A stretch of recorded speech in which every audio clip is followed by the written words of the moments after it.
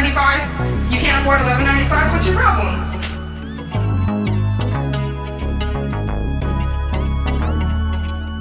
Kool-Aid girl, my only love. Kool-Aid girl, my only love. Juice on your lip and it's dripping on your hips. Put my girl in jail for so long. She did nothing wrong. I want you free and I'm begging to the skies above. Kool-Aid girl, my only, yeah, Kool-Aid girl, my only love. If I was that guy from the farming website, I'll treat you right, clap those cheeks all night. I would change your life, no more OnlyFans. I will be your only man. Free Kool-Aid for life, only for $11.95. No more living in a van. We're going on vacation in Japan, and you can use my hot tub. Kool-Aid girl, my only, Kool-Aid girl, my only love. Juice on your lip and it's dripping on your hips. Put my girl in jail for so long. She did nothing wrong. I want you free and I'm begging to the skies above. Kool-Aid girl, my only, Kool-Aid girl, my only. Juice on your lip and it's dripping on your hips. Put my girl in jail for so long. She did nothing wrong. I want you free and I'm begging to the skies above. Kool-Aid girl, my only, Kool-Aid girl, my only. Kool-Aid girl, my only love. Kool-Aid girl, my only love. That being said,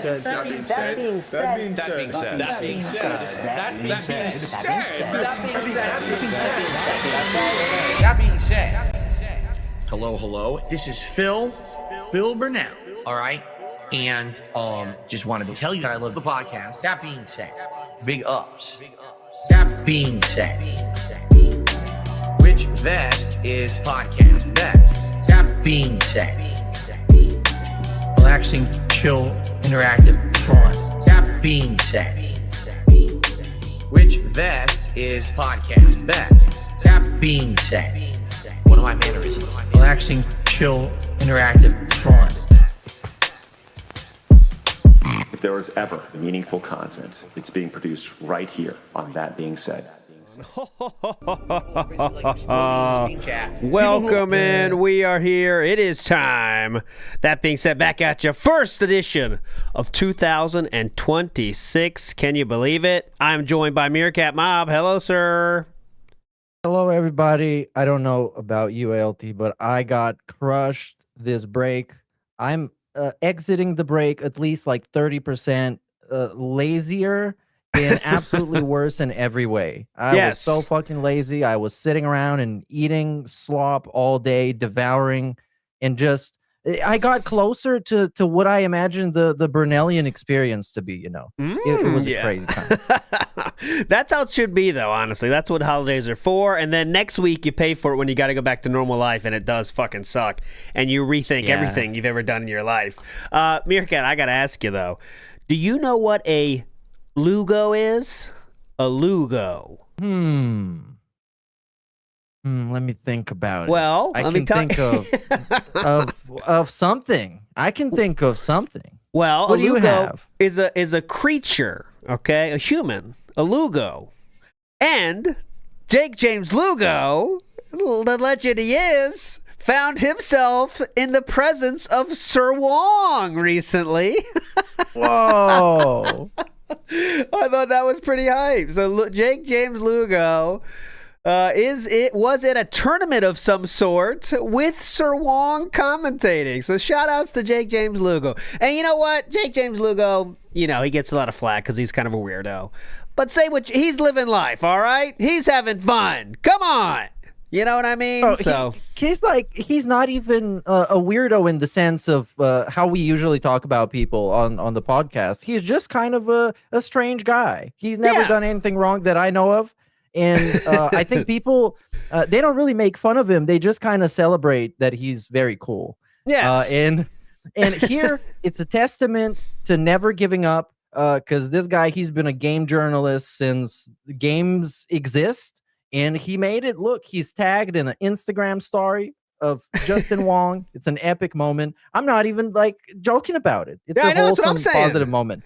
And Dude, you surprised me a lot by even mentioning him. I never thought we would talk about him ever again. I completely forgot about the dude.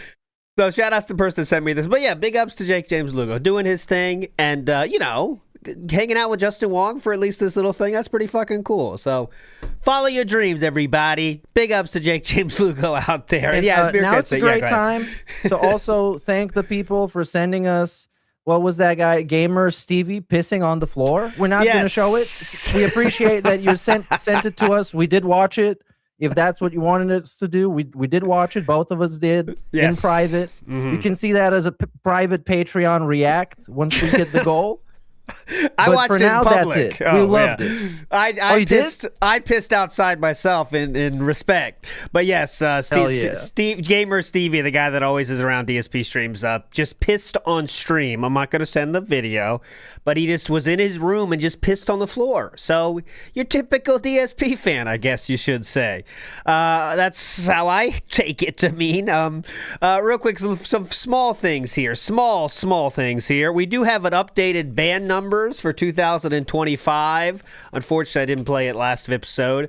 But these are the updated as of the new year for the bands of Kick. We have 8,536 bands. Hell yeah. Yes. And this is the not as moderated Kick, by the way, because DSP said recently this is not as moderated as YouTube is. So there we go. And DSP himself is accounting for 61% of those bands, 5,269. Hell yeah. That's a lot of clicking. I know a lot of those are just people straight up asking to be banned and trolling, but it's still a huge number. I can't even imagine that many people getting banned and the type of shit that they would say. And DSP had to personally read 5,269 messages that were shitting on him just to ban them. So I don't know. I don't know who's the winner in the end. As Kick's support goes down, I think we're now finally, it took way longer than we thought, but we're entering a realm where Kick might go away, but we're still far away from it, I think. But we're getting there. We're getting there, as DSP's going to tell you. One more thing before we get into the more modern news. I have to share this. This is from when Be Awesome One sends me something, I have to play it, basically.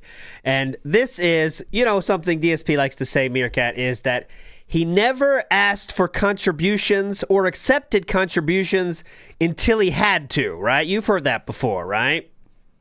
Well, yes. I've heard many different stories because asking for contributions and having a way of people giving you money, those are two completely different things. That's true. So I do want to give Play one example of what he has said in the past about this topic real quick before I get to the thing that Be Awesome One sent.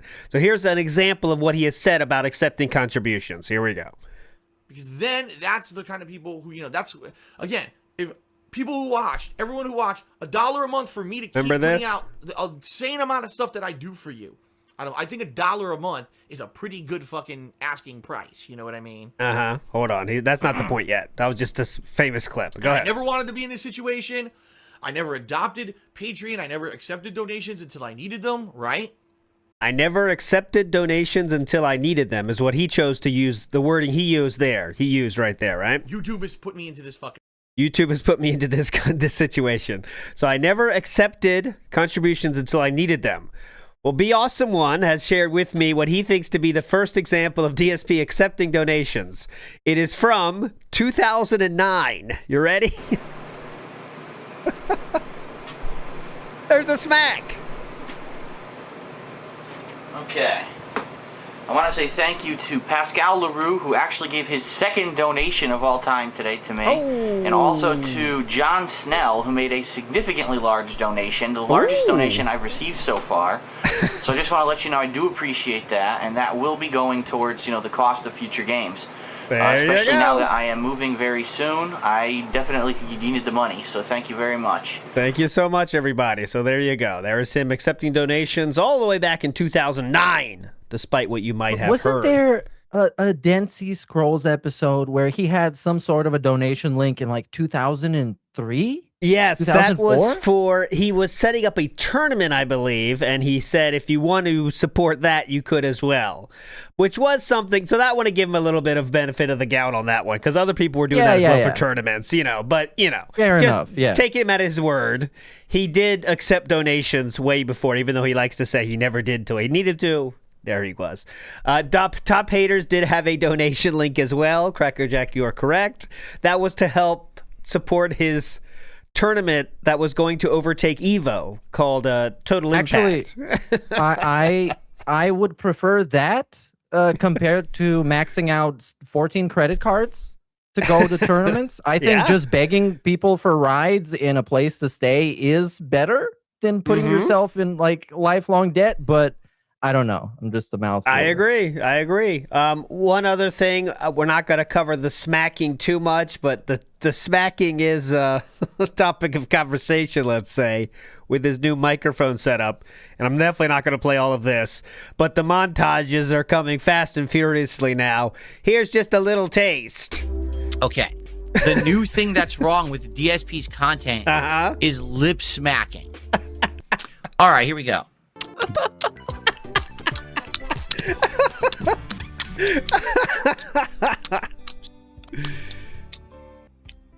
Does smacking your lips every other sentence make you feel elegant? No, and I don't smack my lips every other sentence.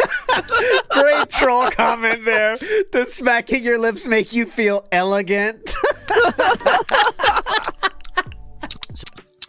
Who said that? All right, or anyways, we're done. This is DSP Eats It, a new channel that is doing the smacking. Yeah.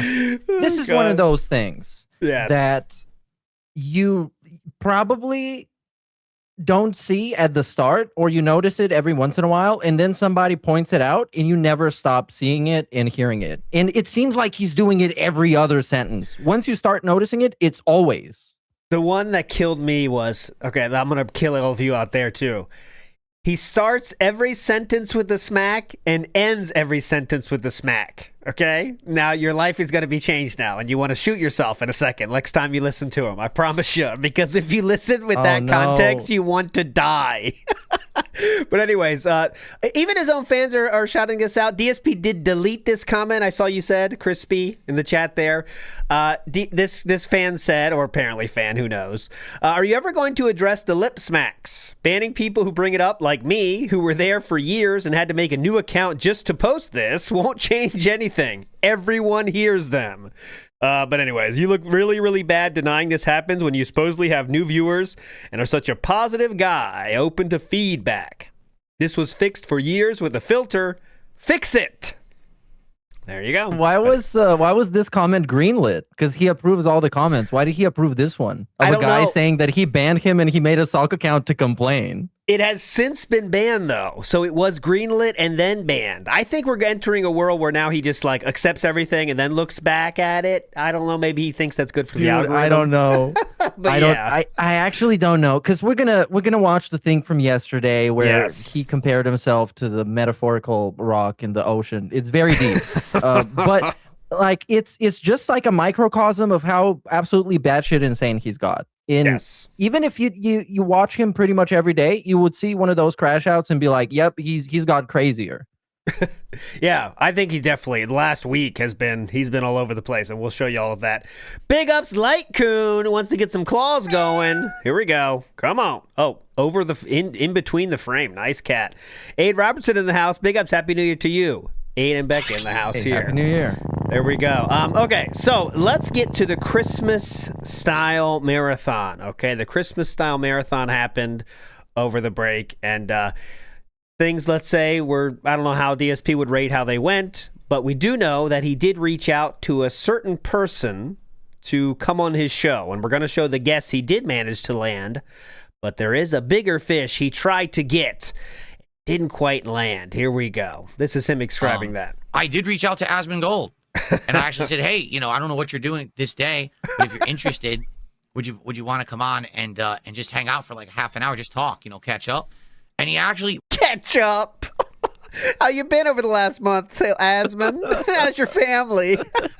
responded and said... And then you get like 6 paragraphs of how grateful he is and how awesome you are. And how he loved doing a stream with you. Yeah. How's the kids? Yeah, I'd be interested, but I would only be able to do it like later at night. And I said, well, I'll be on for a long time. Like, I'll be on all day. And I told him to just hit me up. Hit me up, dude. If, he was around and wanted to do it. But I just checked, and it looks like he went offline like way earlier in the day. Like, it says he went offline around like 4 or 5 p.m. my time. Oh. So I don't know why he would have said, yeah, I could do it later in the day if he's offline. So I guess he's not available. But he didn't. This guy's such a fucking weird dude, man. God damn. And the guy didn't even agree to come on. He said, yeah, maybe I'll show up. Yeah, don't expect me, but I might show up. We've all gotten those responses from people we want to talk to, guys. I'll send you a message if I'm interested. Then the message never comes. It's not coming when you get that, but DSP thinks it is. That's Sir Gold. You said you would contact me. I'm waiting. Hello. Let's catch up, dude. Come on. This whole thing is like that, man. It's incredible. This whole thing. It's really like it's a girl he's trying to get. Same thing with Wings. Same exact thing. Wings said everything but, dude, I don't want to be on the show anymore. Like, he tried to do all the social cues that it takes. Like, yeah, I don't like to talk to people online, man. Hey, man, yeah, I'm not really good with responding. And then it keeps going. DSP's like, okay, well, I'll just fight through that. Here's money. Want to talk to me now? Jesus. Hold on, not done. Like, with Asmongold, what is the end goal? What are we doing? Does he want to be a regular Asmongold collaborator just so he can get like a regular stimulus check? Or what did he want to do? He wanted a shout out. He wanted a good look. You know exactly. Asmongold's biggest mistake was saying, would you like to come on the podcast I'm doing? That was his big mistake. Because DSP is like, oh, well, that's set in stone now. And he will get bothered until Asmon says it's not happening now for that. And also because things are slowing down. Things are slowing down, obviously. And that's why he really is panicking. And that's why all this panic of the last week has happened. Because things are slowing down. And that's really bad. So he wants to try to get Asmon to just grace him with his presence again, and then he'll get the bump back again. So, and spoiler, the Christmas special was bad. People did not find it to be hype. He didn't think it was hype. And since then, it's been downhill. It's been real downhill. It's going to be fun today, I promise everybody. Let's see if he said anything interesting. I talked to him like 2 days ago, and he was interested. He actually was like, yeah, maybe we could do it later in the day. Yeah, he was interested, dude. You hear that? He was super interested. He said, yeah, maybe we could do it. Like, that doesn't mean I want to do it. Anyone with the two brain cells knows that's not true when you say, yeah, maybe that sounds fun, man. That doesn't mean I'm doing it. And he didn't say that at all. I'm 100% sure he didn't say that at all. Because that, like, the way he's paraphrasing it seems like he just made it up. Yes. Instamat has it. That's what the response actually was. Yeah, maybe. Yeah. Yeah, maybe. Yeah, maybe. And I said, all right, I'll have everything open during the day, and I'm willing to. I'll have everything open during the day. To do whatever. You just hit me up or whatever. It's doing a live stream. I'll have everything open for you, Asmon. And I just looked, and it says that he's been offline for like 3 hours. So I guess he hasn't streamed since like the early afternoon for him. But wait, let me think about this. He's 3 hours ahead, isn't he? Is this on AOL Instant Messenger, guys? When I was a lad, with the girls we liked, we'd see the last time they logged in, and we'd start counting the minutes. She was online 65 minutes ago. Why can't she message me? DSP's doing that with Asmongold. Wait, let me think about it. She probably has like bad Wi-Fi or something. Yeah. He's 3 hours ahead, isn't he? Or 2 hours ahead? I think he's 2 hours ahead of me. And he said that he would do it later on, like in the evening. Oh my God. So, Dude, okay, but hold on. What I think we're missing out on it, like it makes it much worse once you realize this. And I know I'm pointing out the obvious, but doing this and following when the guy is online so he can do like a call with you and talk to you, it's cringe enough. Recording yourself and publicly, willingly broadcasting yourself talking about this and how you're looking at the guy's fucking live status, it's 1,000 times fucking worse. Yes, it is. And anyone that, you know, has any sort of normalcy to their social abilities can see that as well. I mean, just if you're even if you're an Asmongold fan, you're like, all right, this is kind of weird, man. Stalking when Asmongold is online and then comparing it to the messages you got. Well, he did say he would do it later in the day, but let me see. He was last online 2.5 hours ago. What? This isn't making sense. It's really, really weird and cringe. Yeah. But moving on. So with those, you know, he couldn't get Asmon. We did hear that. We can't get Asmon. Son of a bitch. Well, we still should be able to get some good guests because of the Asmon bump, right? I mean, it seems like it'd be pretty simple to get some hype guests because of how everyone thinks of him differently right now, right? Because of this Asmon bump. Well, the first guest on the Christmas style show was Ethan Rimjob Ralph of blood sports. We're about to do some Christmas blood sports here on the Level 1 podcast. DSP is dressed up like a Christmas elf. Look at him, especially with those green sleeves. Very nice. Ethan Ralph is dressed up like a wife abuser. Epic. That's a great outfit for Christmas, especially when you can't see your kids. And we're going to have a great segment. Yeah. These two legends. It's fun hanging out Christmas Day, hanging out with people that aren't allowed to see their children on Christmas. That's really, that gets me in the mood. I mean, that's just something about it. Eggnog, and Christmas trees, wife abusers. Hey, Ethan Ralph, person that ran away to a foreign country so you don't end up in jail. How do you celebrate Christmas over there in the foreign country you're hiding? Great way to kick it off. It's fantastic. Yeah. Amazing. All right, so Ethan Ralph was on the show, and they start talking about some topics, you know, to get yourself in the mood. Here we go. Great. Because surgery, I get so nervous. You know, a few years ago, Jasper had a really ongoing thing with urinary tract infections, and we took him to multiple vets in our area, and they were like awful vets. Like, we'd take him there and be like, okay, my cat has a urinary tract recurring issue. And they'd be like, okay, so we want to give him a blood test for $400. Can you imagine? What assholes. We know our pet has a recurring issue. Hey, maybe a blood test might help. Look at these assholes. What the fuck were they thinking? Wait, what? He has a urinary tract. I understand. Even in the scenario where they tried to scam him and they said, oh, look, this guy's a mark. Let's get his $400. Yeah. He's still admitting that he didn't want to do a blood test for his pet, that he considers to be his child, a part of the family. And imagine, like, okay, I know there's probably some situations where vets do this, all right? I'm sure they exist. But still, you just do it. You just do it if your pet's going through a fucking problem. If they're perfect and nothing's wrong with their health, I bet maybe you say, okay, I don't know, nothing's going wrong. But, like, if you know they have a problem, a chronic infection, in fact, it seems like you might want to do that. Either way, I don't care if they're scamming me. You know what I mean? I don't give a shit if they're scamming me. It seems like it might be a good idea, you know? But, all right, we're still flexing on this, by the way. Tract issue. Like, we know what it is. Why do we need a $400 blood test? Because there might be more to it? And it was just really bad. Then we finally got him to a good vet who he told them what the problem was, and the vet's like, okay, here's what we're going to do. We're going to do and a blood test. Give him this antibiotic. We're going to treat him with this, change his diet, so he has this special diet now, and it cleared up. Okay. It's hard sometimes to find a good vet who knows what they're doing. And a lot of these people are trying to really get your money. It's kind of sad. I'm really glad to hear that your cat's doing well, and you know, that's excellent. That did no surgery. Ooh, actually, you know what? I just because I started thinking about, okay, he has a shitty vet. How do you find a good vet?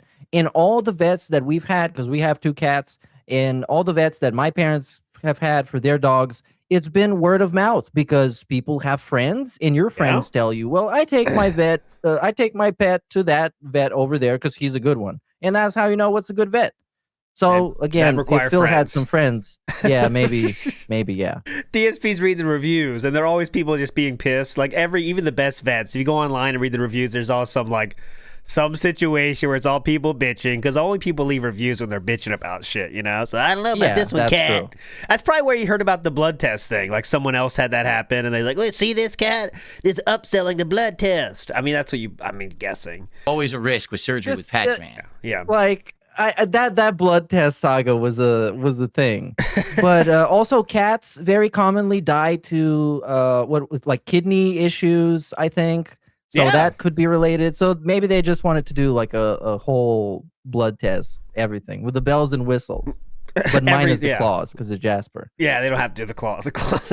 Really? Well, I want to tell you something. The American veterinary industry. Now, there's some good vets in America. Holy shit! I'm not hearing this. I don't need to hear this. No, we're not watching this at all. Okay, yeah, I'm not. This is here. It's just the beginning of the segment, and it's such a huge testament to how much of a wasted talent even this fucking bum Ethan Ralph is on this show, because he has been a part of some entertaining content that I think pretty much anybody on the internet can agree is to some extent entertaining. Yes. And here he is on the Level 1 podcast talking about cat piss and urinary tract issues for cats and the healthcare in the United States for animals. It's really, it's garbage. It shows where his career is at, and where DSP's career is at, right? Because like, if this is the only kind of person you can get on your show, person that avoids drama, guys, this year I worked so hard to not get sucked into drama. Right. Okay. Right. Let's get Ethan Ralph on the show. It's going to be a lot of fun, and it's in the Christmas spirit for sure. NW News says it's funny watching DSP use all the same tactics that would work on him, but used on Wings. He clearly knows nothing of Jordy. Give him that rub, dude. Yes, I love that. He wants to be he treats people like he wants to be treated, which is like he would love 1,000 messages because he loves responding to messages and keeping up to date on shit. He would love that. You're right. Drewski says, imagine being Panda Lee and Kat getting messages nonstop from him, thus feeling pity to get with him. Well, we don't know about Kat, but we do know Panda Lee said, literally herself, with her own voice, on a call, that Phil begged her to share her number with him. I think her wording was, it was with Air Raid Lord, and I know someone in chat's going to know the exact wording, but I can't remember it. It was like, he pestered me, I think, maybe. What was it? Oh, yes, I think that's it. Yeah. I think that's it. He pestered me until I shared my number with him. And that's because she was on a call with the Air Raid Lord. So there we go. That's just proven. That's a fact. Panda Lee did say that. And I thought that she was like the easiest one because she was already a fan. She was barely legal at the time. So he's the big celebrity YouTuber guy with all the views and all the money and all the toys of video games. I thought he would easily get her on board of the Gout train. So really, because Panda Lee sent him a message, and Philip wanted to get that off the messages and onto the phone as soon as possible. So he pestered her until she shared her digits, and then the rest is history, as they say. Ira says, Phil is the worst pick me. At least most are hot. Well, yeah, most people that are pick me, I mean, there is some aspect to that of being an attractive person when they say pick me, but DSP wants you to pick him because of his, I don't know, history and awesome takes on things. No, but the behavior itself is repulsive because you're just molding yourself to be someone that the other person is going to like, which is what DSP does. He just pretends, oh, what if I act like this? Then Triple P is going to like me more. No, just be yourself. Freezy Pop says, pestering anyone under their 20s for their number as a nearly 30-year-old man is something. Oh, yeah, she was 18, by the way, and some question that. But the proof, there's no proof to that being under 18. But at best of time, she was 18. Okay, let's put it that way. Yes. Anyways, and that's... I like that you brought that up because I also think that, and I make sure to point that out all the time, that she was not underage to what anyone knows, so there's no evidence. But grooming is not only based on the age; it's an emotional manipulation concept. So I still do think he groomed her because he was a successful YouTuber, and she was a nobody that's 18 years old. And I don't think she was in high school. She could be in high school, but I think she didn't graduate high school, guys. She did get her GED later, but anyways. Oh, come on. No. That's just to prove. Disgusting. She shared that. Yeah, she dropped her out of, kind of Sav says, dropped her out of high school, moved her across the country. I think at that point she already was, okay, we're about to be the Panda Lee deep dive, but I think she already was dropped out or something. This is where we need Doomer Ziggy in the house. I'm sure he knows the details, but something like that. I think she already was. She did get her GED, though, after she left the snort fort. So shout outs to her for that, and hopefully she's doing great wherever she is. Okay, back to Sir Ralph. Okay, let's get to... Oh, no. Let's not go back. Another fun discussion. How is Christmas celebrated in Mexico? Topic. Speaking of Mexico, for those who don't know, Ethan actually lives in Mexico. I wonder why. Yeah, why you want to tell people why? I don't know why. Why is he in Mexico? That sounds pretty fun. And I wanted to ask you about the holiday season down there. Is it as commercialized in Mexico as it is in the United States? As you know, here was supposed to be a religious holiday. This is a guy that interacts with the Mexican culture through what? Prostitutes and in drugs? Yeah. How does Mexico handle Christmas overall? The birth of Jesus You want to Christ. give a tier list of the Mexican pharmaceutical companies? Yes, please. And then over the years, it's become Santa Claus, a ridiculous amount of ways to capitalize on this, selling 1 million products, gifts, and everything. Is it like that down there, or has it stayed? Because from what I'm to understand in Mexico, Catholicism really still is like the major religion down there. So Yeah. is it more of a big religious thing, or Yes. did they actually kind of like Very important question. I want to hear what Ethan Ralph says about religion turn it in into like a Mexico. sold out thing too? Yeah. It's not nearly the same. I mean, they still have Christmas trees and Christmas gifts and all that stuff and sales. I mean, that's kind of par for the course. But Yeah, we don't have to listen to this, please. No, we're killing the episode. Let's just move on to the next one. For those who don't know, by When the I'm way, telling you guys this is useless, you're gonna thank me later. This actually is fucking useless. Yes. He had Ethan Ralph on to talk about cat piss and Christmas in Mexico. Come on. Yes. This video, by the way, it has less than 1,000 views on DSP Gaming right now. As you can see, it has less than 800 views. So even his own people And don't that's wanna the hear hardest hitter, according to his wife. Oh yeah, this it really is. many of the people watching on my stream right now are relative newcomers or someone who jumped on my content in the last couple of months. That's not true. Go for ahead. good reason. As you probably have heard, I had a big interview with Asmongold. As you probably have heard, Yeah, it's been we all over probably the heard. news. CNN covered it. IGN covered it. Jeff Keighley mentioned it at the Gaming Awards. It's been all over the place. got me a big boost in attention, and I have a lot more eyes on me now than I've ever had before, which is great. Let's see those Which extra is great. eyes. So many eyes. 794 people have seen this video. It's been out for 9 days. 6 comments. Boost in attention, and I have a lot more They eyes had on me now so than I've much ever had before. things to say about this. 6 things to be exact. Yeah, 6 people wanted to chime in on this one. Okay, go ahead. Which is great. I really Which is appreciate great. that. But they may not know who you are, so I just want to give a little bit of a premise that this is Ethan. Who are you actually? These Asman people, they don't know about you. So could you please Half share an with hour them? into the show. Who the fuck is this guy, by the way? Let's talk about him. Look at his these blonde women on his border too. Look at that. Ethan Ralph, and he was a guest co-host of my wrestling podcast show. Oh, yeah, that's where I know him from. That's the most memorable thing he's ever done is the level 1, the Smart Guys. Yeah. Guys, Smart earlier Guys this year, reboot. He showed up for a special episode, and then we did a big, cumulative WrestleMania recap show, and he was great. Giving his opinions on everything that had happened during WrestleMania. He's a lifelong great. wrestling fan. No. When we were doing the show, he added He a was ton so to his bad. appearances. He was Remember so high off pills Yeah, that he was DSP pilled had out. to excuse his behavior and say, "Oh, I'm sorry about Ethan Ralph. He was sleepy." Yes, he was sleepy, guys. Sorry about that. But he was great. Everyone remembers it. It was really a great part of the show.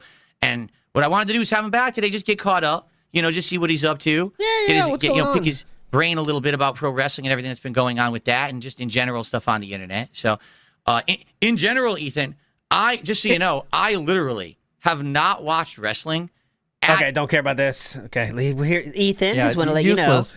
you know. All since WrestleMania. I have not watched a single match. Oh, just saw the same thing. Get out of here. All since WrestleMania. Get out of here. Why is there 18 versions of that? I did that. It's my fault. Here we go. Let's see what he has to say. We'd like to give you a copy of our game for free. Uh-huh. It'd be cool if you played it because you're trying to get some exposure. And a DLC is coming out. I was like, cool. Send it my way. So they Look at Ethan Ralph sent here. it my way. I played it. I love the game so far. I've only played like 2.5 hours. I'm like, the game's great. So what do my trolls do? They go over to this developer and they harass them. They say, how dare you send a free copy to Darkside Phil? Don't you know that he's like Satan? Don't you know that he's done this horrible thing and that horrible thing and this horrible thing and that horrible thing? And of course, it's all nonsense. It's not actually things that happened. It's what they spin it to be.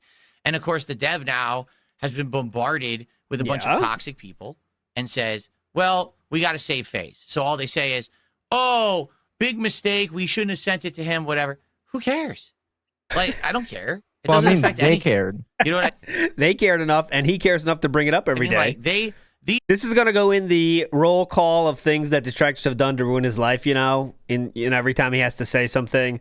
Like, listen to this, guys. Detractors have sent things to my house, and they've also made a developer. Listen to this. This is the really funny part. They made a developer say they're not going to do things with me again because of how bad they are. These people are content farmers for themselves, like we just talked about. Like, everything we do, these people are trying to stalk 24/7 so they can make content out of it. And said, hey. Yeah. There you go.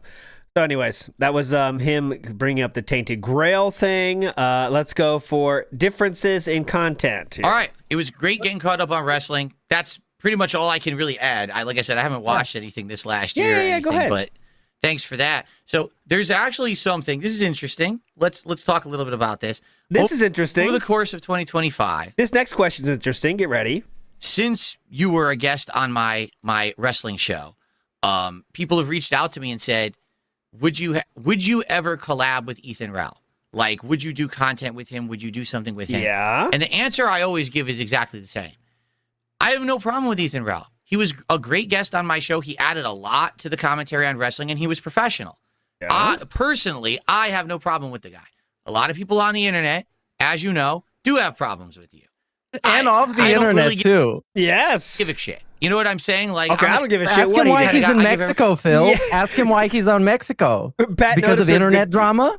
Pat noticed a good point. Ethan Ralph having the gall to talk about how great Mexico is for families while actively avoiding his own. Yeah. How dare you? Slanderer. I base myself off of personal experiences that I have with people. Yes. So that's why, because people, why would you associate with him? Because I don't have a problem with him. He doesn't have a problem with me. We had a good interaction. Why would I have a problem, right? But the thing is, I really feel, and this is my take, and I'd love to hear your take, I feel like the kind of content we do is completely worlds apart. You know, I'm sitting here doing chill gameplay, hanging out with an audience, covering, video games. I purposefully try to keep myself out of drama. Yeah, like, definitely. That's something, one of the major focuses I've had in 2025. Separate myself from the toxic element that I was associated with. What was the question again? Did he ask the question? No, he's building it up now. This is all preamble for the question. Just wait, it's coming. And this is how DSP is focused on staying out of drama in 2025. This is my favorite example of this. Staying out of the drama. I'll read it for you here. Hey, Asmongold, read your XDMs, you lazy shit, or else stop talking about me like a bitch. That was just a little over a month ago now, but that was him staying out of drama in 2025. Good job. And fun with an audience. I want people to actually unplug themselves from drama when they come to my streams. And definitely. Have a good time. That's what I'm focused on. So with that in mind, a lot of the stuff that you do, you're covering current events, you're covering politics, you're covering drama. You're a different kind of creator than me. So it's hard for me to say, like, where would the crossover be that would make sense? Maybe someday there would be one, right? Okay. But for me, like, when people ask me that question, I'm like, it's not that I don't like Ethan Ralph. It's not like, oh, I'm staying away from him.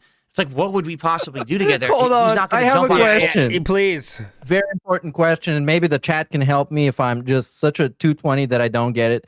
Isn't this something that you should think about before inviting this guy you have nothing in common with on your show, and then he shows up to your show and you're doing the show? I think you should think about this before that. What I don't know what the question is yet. Like, where is the question? Okay, The question is, this is people interesting. want us to do shit together, but what the fuck are we gonna do? Because you do a different thing that I hate, and I do my thing that is the best. I feel like June is here and say, okay, Phil, well, you just said a lot of things there. That's what June said after he was asking questions every time. Yeah. You said a lot of things there. Flop playthrough with me of a random game. That was a lot. And I don't even follow politics. How am I going to jump on his stream and talk about stuff? Right? You know, I'm a lifelong gamer. I don't get to play games very much either anymore. But yeah, that's What not else you really got to my content. You know, playthroughs and live game. I've done some gaming streams here and there. It's been a while. But you know, that's your thing. That's how you got known. I got known off drama, politics, interviews, sometimes with controversial people in the political sphere, debates. He seems really interested in what he actually does. And first off, I'd already known that you were, you know, not going to continue the wrestling show. That was a lane that maybe we could collab on. And they would ask me, "Well, when are you going to do something else with DSP?" I'm like, "Well, I don't know. I have no problems with him at all." Basically the same thing you said. It's like, well, whenever we have a chance. Obviously, Ethan. And then you messaged me. It was a few days ago. I didn't see it at first, actually, because I've been so busy with my cat and still trying to do this show, etc. I'm so busy with my cat. I'm super busy with my cat. And so when I did see it, I jumped on it. It's Christmas time. And every lolcow is super busy. You're right. Yeah, King of right? WWE champions. Every lolcow is the busiest person on earth. I just saw his comment. There's nobody busier than a fucking lolcow. Anytime you need them to do something, they're busy doing something. And those people never do anything. It's so interesting. They are very busy. Okay, I skipped past that shit. Who gives a fuck? Here we go. So with that in mind, a lot of the stuff that you do, you're covering current events. Okay. That's a lot. That's the easiest, cheapest content to do, actually, is to come out here and talk about your own drama. And to feed into the A-logs or the haters or whatever. Yes, DSP knows about that. You want to call them. Because it's so easy. Like, you can just come out here and do it, but it actually diminishes yourself. And most people who like you in your own audience don't want to hear that stuff for the most part. Right? That's not what they're there for. You're actually feeding and entertaining the people who hate you. So I'm trying to reteach myself that as well. And I think it's been pretty solid the last month. DSP would say he's doing a good job of that as well. Month and a half. Now, there was a couple months in October through mid-November. I was on a tear there, feuding with people. I'm just kind of tired of that, especially the people I was feuding with. It's like, why am I even talking about those folks? It's just a waste of my time and talents, to be honest. Yeah, that's right. What a great Christmas special. I'm feeling the spirit. Tough to not fall into the trap because guys like us, we have people who guys like us, me and you, watch. Guys like us. Hard-working He's talking about them like they're a protected class and not people that fucked up and aired out their personal life drama publicly, and people are making fun of them.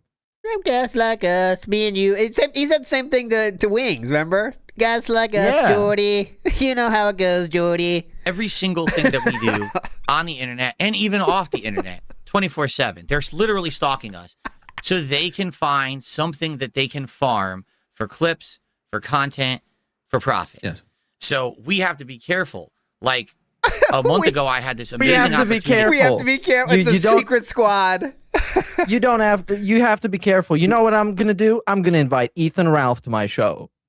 We have to be careful. We have to be careful, Mr. Ralph. To have this interview with Asmongold. Deploy the abuser. I went through with it. It went stellar. And I had all these new eyes on me. But now it's like, oh, God, it's different because I have like 10,000 new people who are checking me out a day. They don't know. Where are they right now? Know anything about this crap. I don't know. They didn't watch this video. No, they did not find this video. Not even 1,000 of them did. Know about the drama. They don't know about my detractors. It's hard because when you have an audience who know you versus a new audience that doesn't, you have to find that balance where they're going to ask you questions about, well, why don't you do this? Well, it's because of my detractors. Oh, well, they don't want to hear about detractors all day. Yes, but that's all DSP could manage to talk about when the Asmongold thing They happened. want to enjoy games. They just want to chill. And something he doesn't talk about is why. Like, how are people retained for years following this guy and his mishaps and all his bullshit? Like, why? Which, of course, if he admits that he constantly keeps giving people content and constantly keeps losing his shit, of course, that's going to break apart his narrative and it's going to be a bunch of bullshit.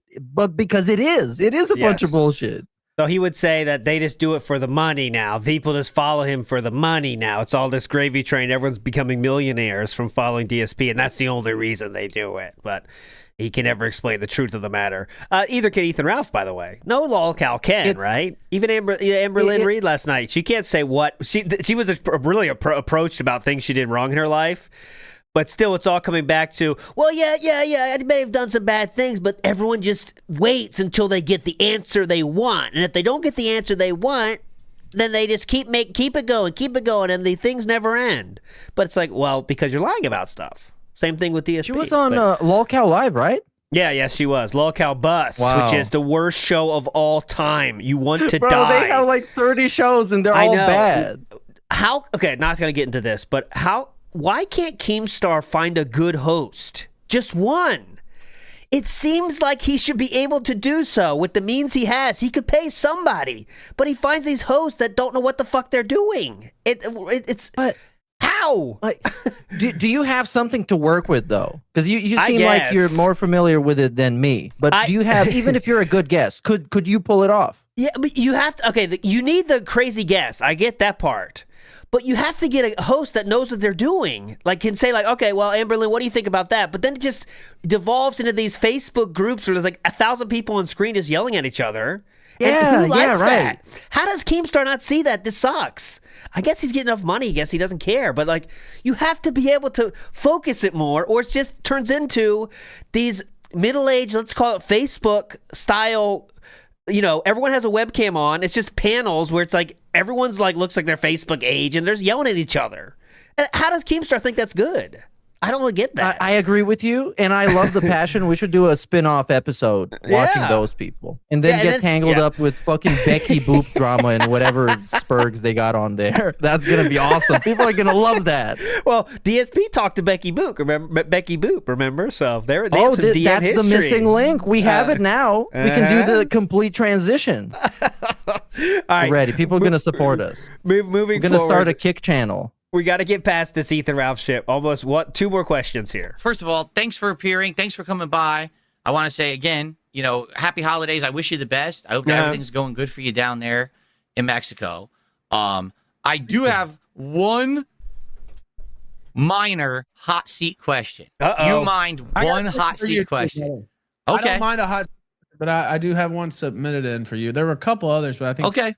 This guy hates you. I don't know, but go ahead. Yeah, the other guy did. I'll ask you one. You ask me one, and then we'll be good. Sound good? We got to give the people a little bit of the drama, right? We got to do. Okay, that's fine. Okay, honest hot seat question. People are asking it in my chat right now. You don't even have to answer it if you don't want, or you could just make something up. Why do you? That's what I always do. That's what I always do, Ethan.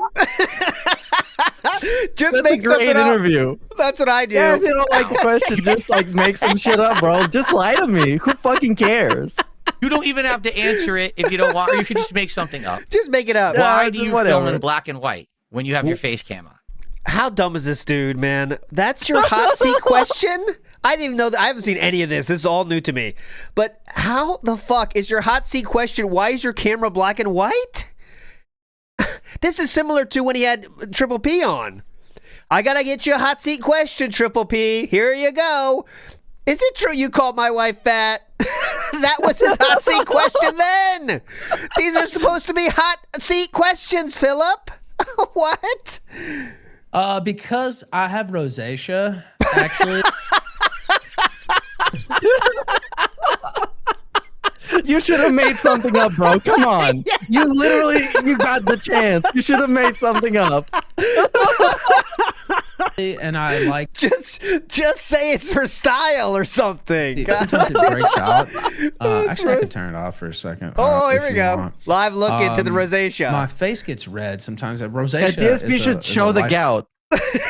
They should go band for band with this. Oh DSP yeah, well has I have ooze on my hands. Look. Well, I have alcohol poisoning. Look. Well, I have a bad back. They could go endlessly. Oh yeah. Long condition, and so I started this when I would get a breakout. Oh my sometimes. God. Red around here, it's like the T zone is what they call it. Yeah. Yeah. And also, Uh-huh. I think that's the film noir look. It's kind of a unique. Say look, that. in my opinion. Maybe that's just my love of old film and stuff. Oh yeah, it looks like I'm watching an old film coming through, but yeah, there's no big secret there. That's the reason. I was waiting for a real hot spot question, but let me see if I can. That's all you can come up with, Ethan. Dude, I don't care. This is the thing. I don't care about this shit. I don't care about. Why is that? Okay, I'm trying to wrap my head around how you would even think that's a hot seat question. It's just a. Okay, DSP says I don't care about that shit. Why would I don't Any okay, drama I'm with done. anyone on the internet? I'm so it's so weird because even Ethan Ralph admits that he's a controversial person that's done many things that people hate and ridicule him for, and DSP's like, yeah, I don't care about that. Why are you black and white? What? Yeah.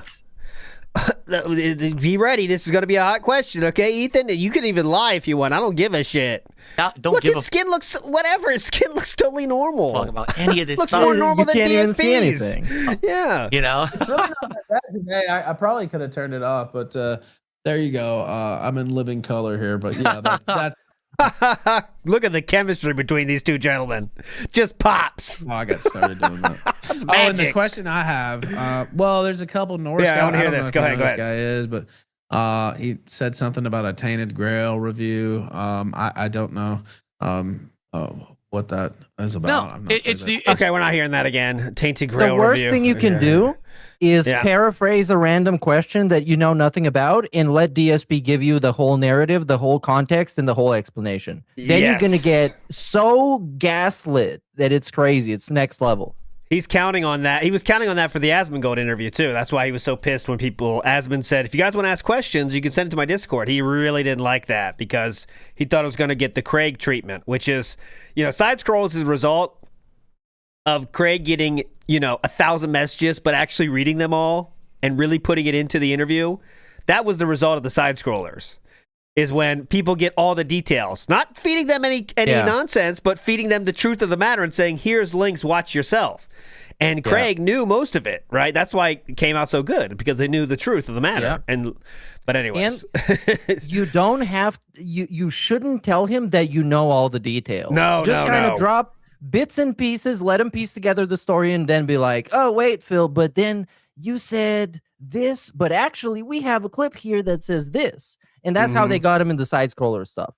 Yep, that's why it worked so well. And Asmon didn't, of course, go as deep as Craig did, and that's why it wasn't as good, Absolutely, it's a true story where I was always playing Street Fighter in arcades back in the day in the 90s. I grew up in arcades playing Street Fighter, against the local competition, and then I went to the local mall. And then after a while, like late 1990s, I started traveling. I started going out. I lived in Connecticut at that point.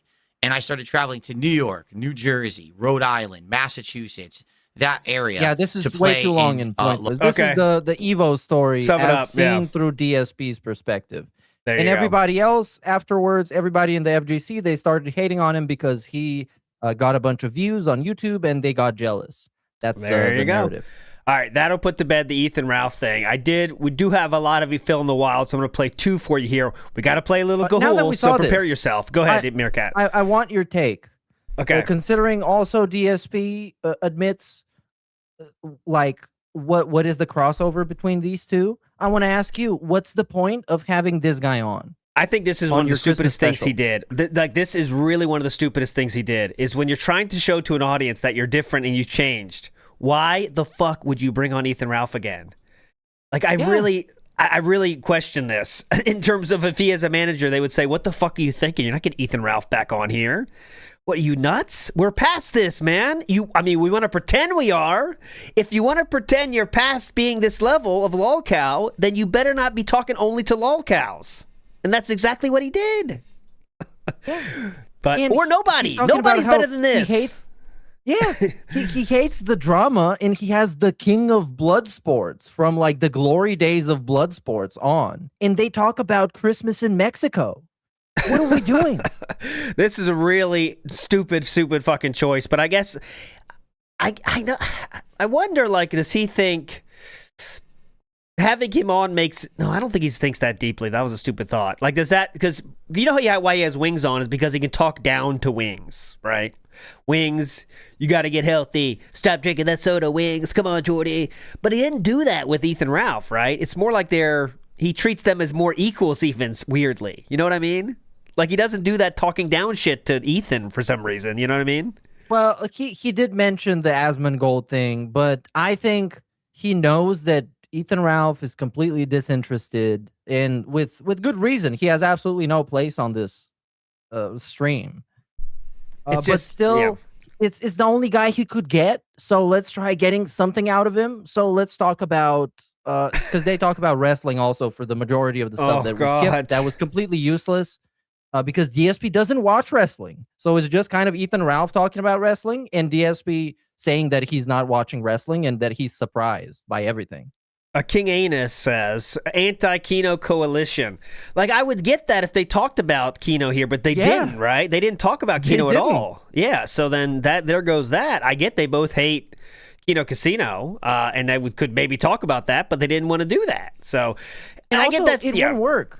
Because they both hate him as victims of Kino Casino, which makes Kino Casino look cooler because you have two guys on stream seething and coping that they got felted by the casino. Yes. And this is like amazing content for Kino Casino. I don't know how he doesn't realize that. They're going to make just free money out of this and get thousands of views just because DSP did something. I really don't get the thinking of having Ethan Ralph back on. Remember, I believe, and I don't want to go back and look, but I thought we joked about, watch him get like Ethan Ralph on the Christmas special. Like, it was a joke. And then he really did it. Like, he was talking about the guests, and I was like, wouldn't it be funny, right, if it's Ethan Ralph? And then it was Ethan Ralph. You can't... PR is one of his DSP's worst skills, obviously. But if you're trying to show you've changed, you really don't want to get people that you had before you changed. Especially ones of this caliber. So it was just a real stupid idea. And don't worry, he's not done stupid ideas either. Because we have another one. Real quick, though, let's get to a few of these. Feeling the wild, yeah. So we have a great one here. Look, good start, broke back lawsuit. Let's see how DSP figures into this one. This is from Potentially Criminal, 26,000 subs. The defendants identified text messages stating those apps were used by Greer to pay hookers. Greer was claiming poverty to this court at the same time. And hookers are not a necessity. Russell's going to be like, but it is. I need my hookers. I really... He's like Dark Side Russell. Oh, we got it. We got it. And that's a deep cut. I need that money. I really do. That's what he was talking about. That's a good one. That's a good one. Big ups to that. Potentially Criminal there. Big ups to them. One more here. I know this is a person that is entering our blacklist, but still, this one was too good. I have to show Following this, we are then given access to Mitch Mannix, by the way. Big ups. Where the Wind's rather creative character creator that interestingly lets users record their own voice and upload pictures to use as a template for the game when generating a look. With this, as you can imagine, something I spent far too much time doing, while also leading to some rather... That's the fucking best. There it is. That's it. What a legend. Let me sneak in one more. This is from Mitch Mannix again. What a legend. Is from Where Winds Meet is Ridiculous. Big ups to Mitch Mannix. And let's do one more here. This one here. Shout outs to this gentleman. Meerkat's a huge fan of this person. I know. Aren't you, Phil? Aren't you? Massive fan. He might actually be one of the only guys on the internet who's been crying to their audience for support longer than Darkside Phil. Jeremy Hamblin, when it comes to being simple as best. Quartering is probably factually wrong, and DSP's been begging for support for longer. If you want to fact check that, that's probably going to be the conclusion. Yeah. All right. We'll save the round. I have 3 more. We'll save it. Let's get to DSP's next prestigious guest. Gayhole was the second guest we landed, which is even below Ethan Ralph in terms of name recognition. But somehow we reached out to him, and wouldn't you know it, Gayhole agreed to come on the show. So let's see what this starts with. First of all, this year also already was. For those wondering the views on this one has 618 views. So there we go. This one's popping off as well. A lot of those 10,000 new viewers are watching this. One of the 3 comments just says no. That's it. It's just no. No. I mean, if I had to recap my thoughts on this whole segment, no. It's perfect. It's absolutely nothing. It's a pre-stream, but if DSP had a hype man to tell him that everything he says is correct during the pre-stream, that's what it is. That's what he needs, yeah. I mean, this is another person, by the way, Ethan Ralph and Gahul both reached out to Philip to get on their show because they hated Triple P. That's the only reason these people were on the level one, the smart guys in the first place, is because they both reached out to Philip themselves based on their hatred of Triple P. So there we go. This is another, because we hate Triple P, that means you must like us, guest. Here we go. Like last year, I felt like I had this big comeback, this resurgence, because I had this association with Kino Casino, and new eyes were on me. But then I got out of that earlier this year because I wanted to get back into gaming. Yeah. And I focused on that all year, and things were already going really well. And then, out of nowhere, Asmongold starts talking about me on his streams, like on the regular. You know, he had talked about me on and off for a bit. Yes. But all of a sudden, he started to really focus on me as a topic. Okay, so retcon there. He made a video making fun of DSP. DSP responded very specifically to that, and then Asmongold responded to that. That's what happened. So this is not like Asmongold just took a new liking to DSP or anything. And I reached out to him, and he actually gave me. He reached out to him, by the way. He definitely reached out to him. Yeah. That's a reach out. Unprompted. That's a reach around. Chance to talk with him as an interview rather than just, responding back and forth on 2 guys' streams, which, let's face it, everyone's going to watch Asmongold. No one's going to watch DSP's response, right? So it was especially when you can't find your channel because it's buried under 15 other people who have like the DSP fails or whatever channels, right? Exactly. It's just impossible exactly. to Love even those. be found on YouTube at this point. Yeah. And so to have someone give me, I'm going to lower my mic actually so that's a bit in line with yours. There we go. So to have someone who gives me that opportunity to be heard and have an honest conversation, at this point, I had over 9,000 new subscribers. This might be a hot take considering all the people that are replacing him in the algorithm, but DSP promotes himself more than pretty much any content creator that I know. Like, his community page is entirely about what he's going to do on stream. His Twitter is pretty much exclusively, outside of Spurgouts when he just crashes out on somebody, is him promoting himself.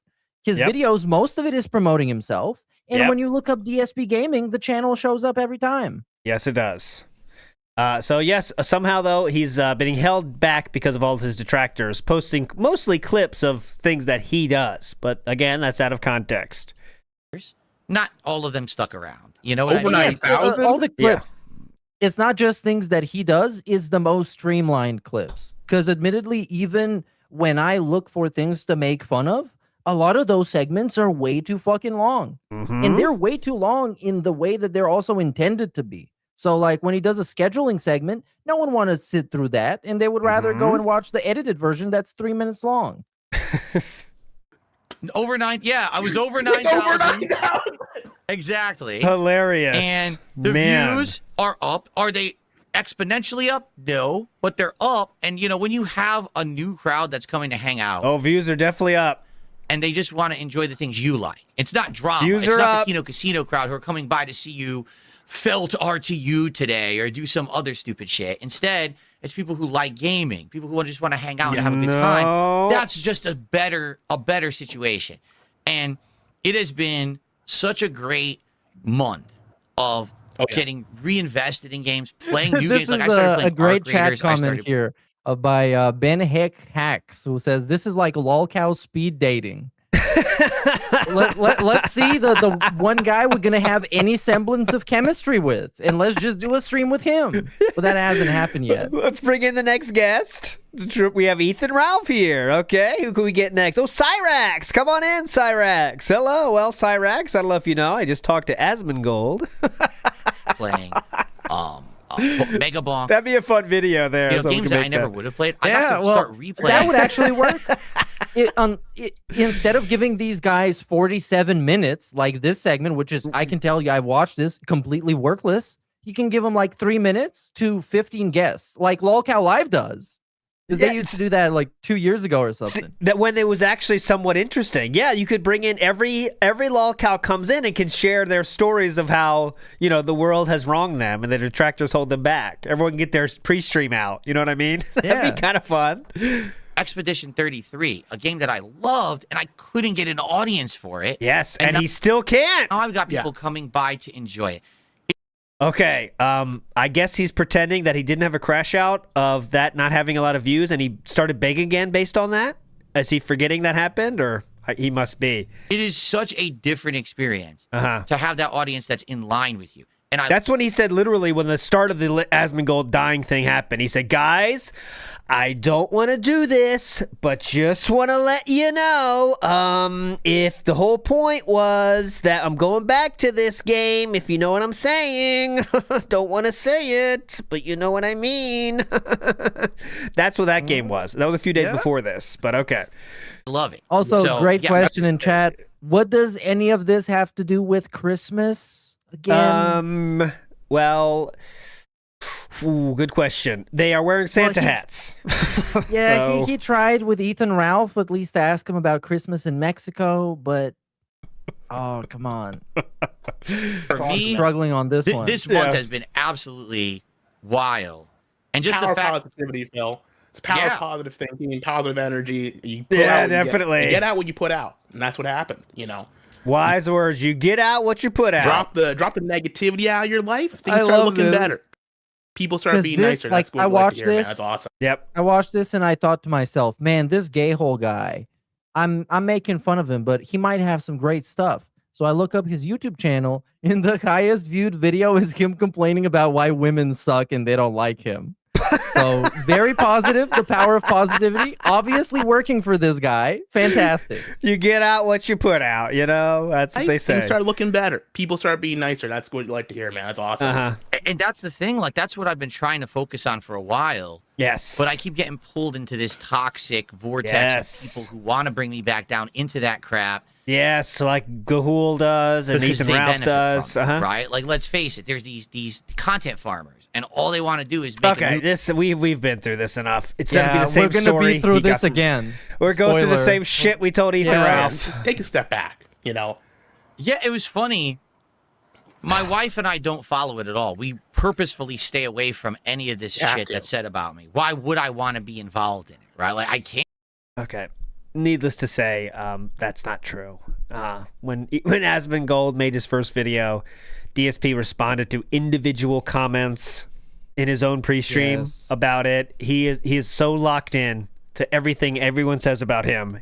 He knows everything. There was but a anyway, recent, I think a video or a preview of a video. I think if I'm not mistaken, it was by Repsy, and I saw it posted on Twitter. It's essentially every time DSP responds to some random comment off a random stream that somebody makes about him, and it's surprisingly many times. Yes. He watches it. He watches the most shit of anybody, man. He is on point. He knows all the duty video titles.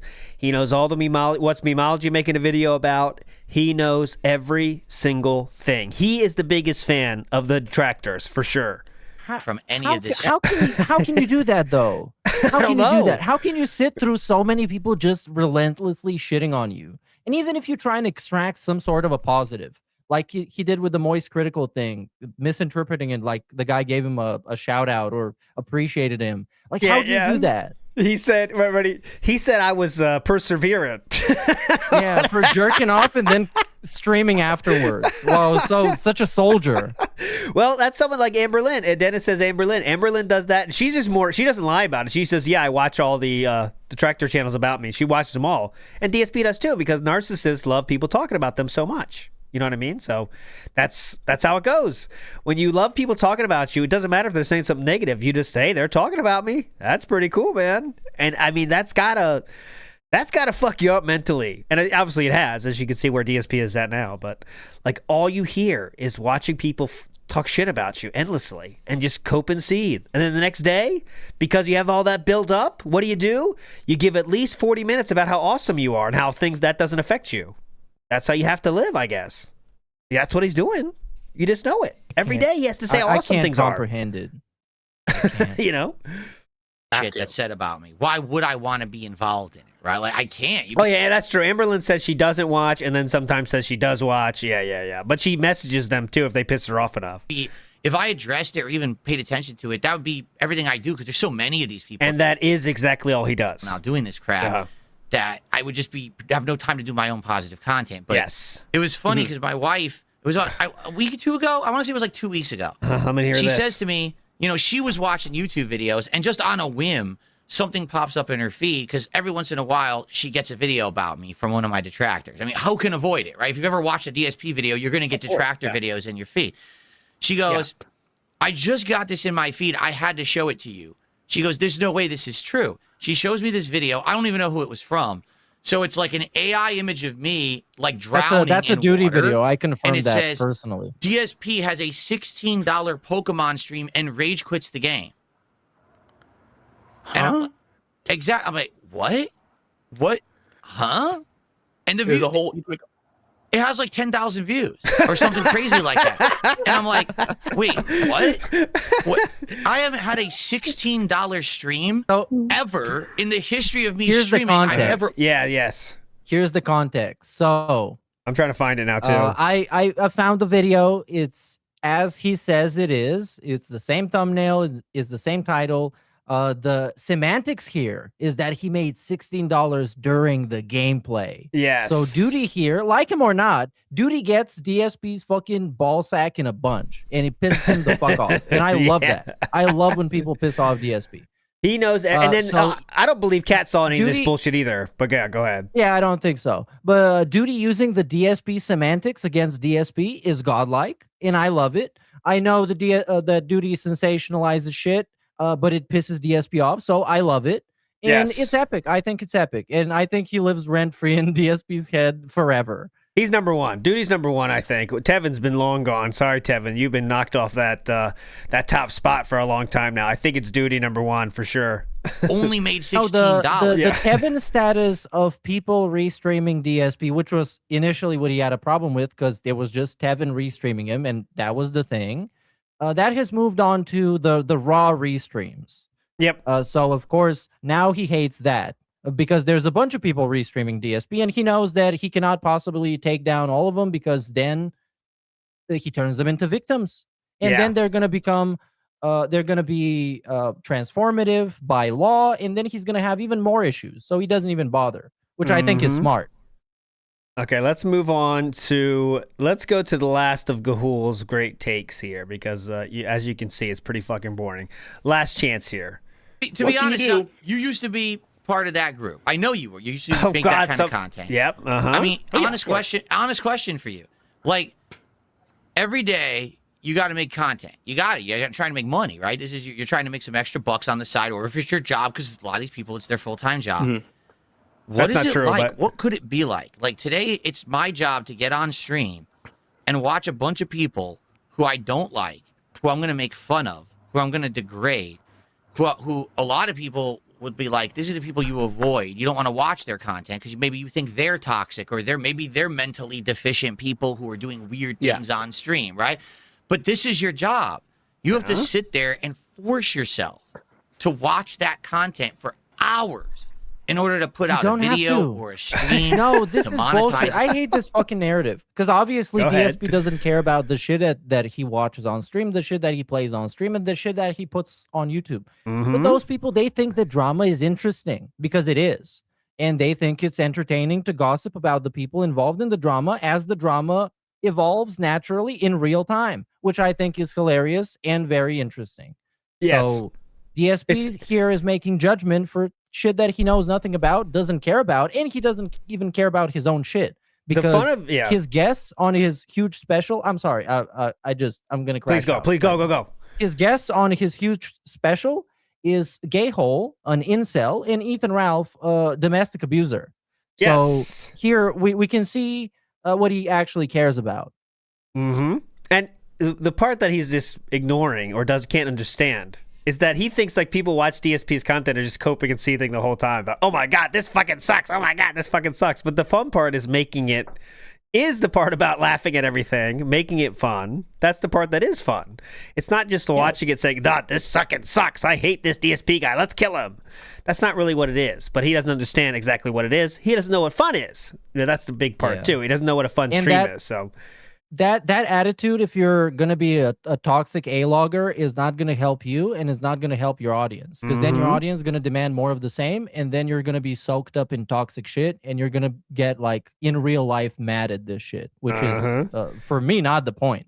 Iwamoto says Mr. Dahmer was very professional and friendly. He was. Sir Percy says, can't believe Bobby Hill scored Panda Lee. There you go. Well, see that, not to get back to Panda Lee, but Panda Lee had a big glow up in terms of public perception, right? Because as the Ludacris shared, she was universally hated back in the day, guys, because of her voice. I don't know if looks played a part in it, but no one liked Panda Lee back in the day. Now we look back, what's lost is a different gleam to it. But yeah, she was definitely hated back in the day. Waffle Buddy 123 says, here's to 2026 Clown World, get in the ring. Big us, Waffle Buddy. And also we can't hear, by the way. Get in the ring. We can't hear her anyway, and can't speak anymore, so it's you just remember the good parts. Mr. Lolcow says, this is crazy. He's just saying you can just lie, no problem. My other hot seat question, chocolate milk or strawberry milk? Yeah, hot seat question for you. Here we go. Mario Faker says, bragged about Asmund twice, and he still ghosted him. Well, who put that video together? Was it Rebsy? I don't want to say the wrong person. Or was it? I'll find it. The person who did it. The person who did it. You guys know. That's when you don't know what somebody did. You just say, you guys Someone know in chat who will did know it. it. And the person who did it. Someone's going to know instantly. The person who did this video put together all of the mentions of Asmongold since it ended. And it's like 150 or something. It's very unhinged to watch. It's just all the times he talks about Asmongold since then, and it's over 100. It's very funny. But yeah, we're forever going to talk about Asmongold because that's the biggest thing at the end of the year. So there you go. Make a living. How is that winning? Doesn't he realize how corny and unserious he looks when he's obsessing over these big streamers that he acts like a pick-me for? It's so weird. Like, how are you going to take him seriously when he's constantly glazing Asmongold and hoping to get on a stream with him again? I did find it. Big ups. It's Detraction Jackson. And it's 156 Asmongold name drops. And it's just like this. For Asmongold. Asmon Roach Community. Asmongold. And Asmongold. From Asmongold. Shout outs to them. Here's the link. Go. Please give them a sub, okay? They earned it for this. Asmon Roach Turd. The Asmongold. Asmon Roach Turd. Amazing. Asmongold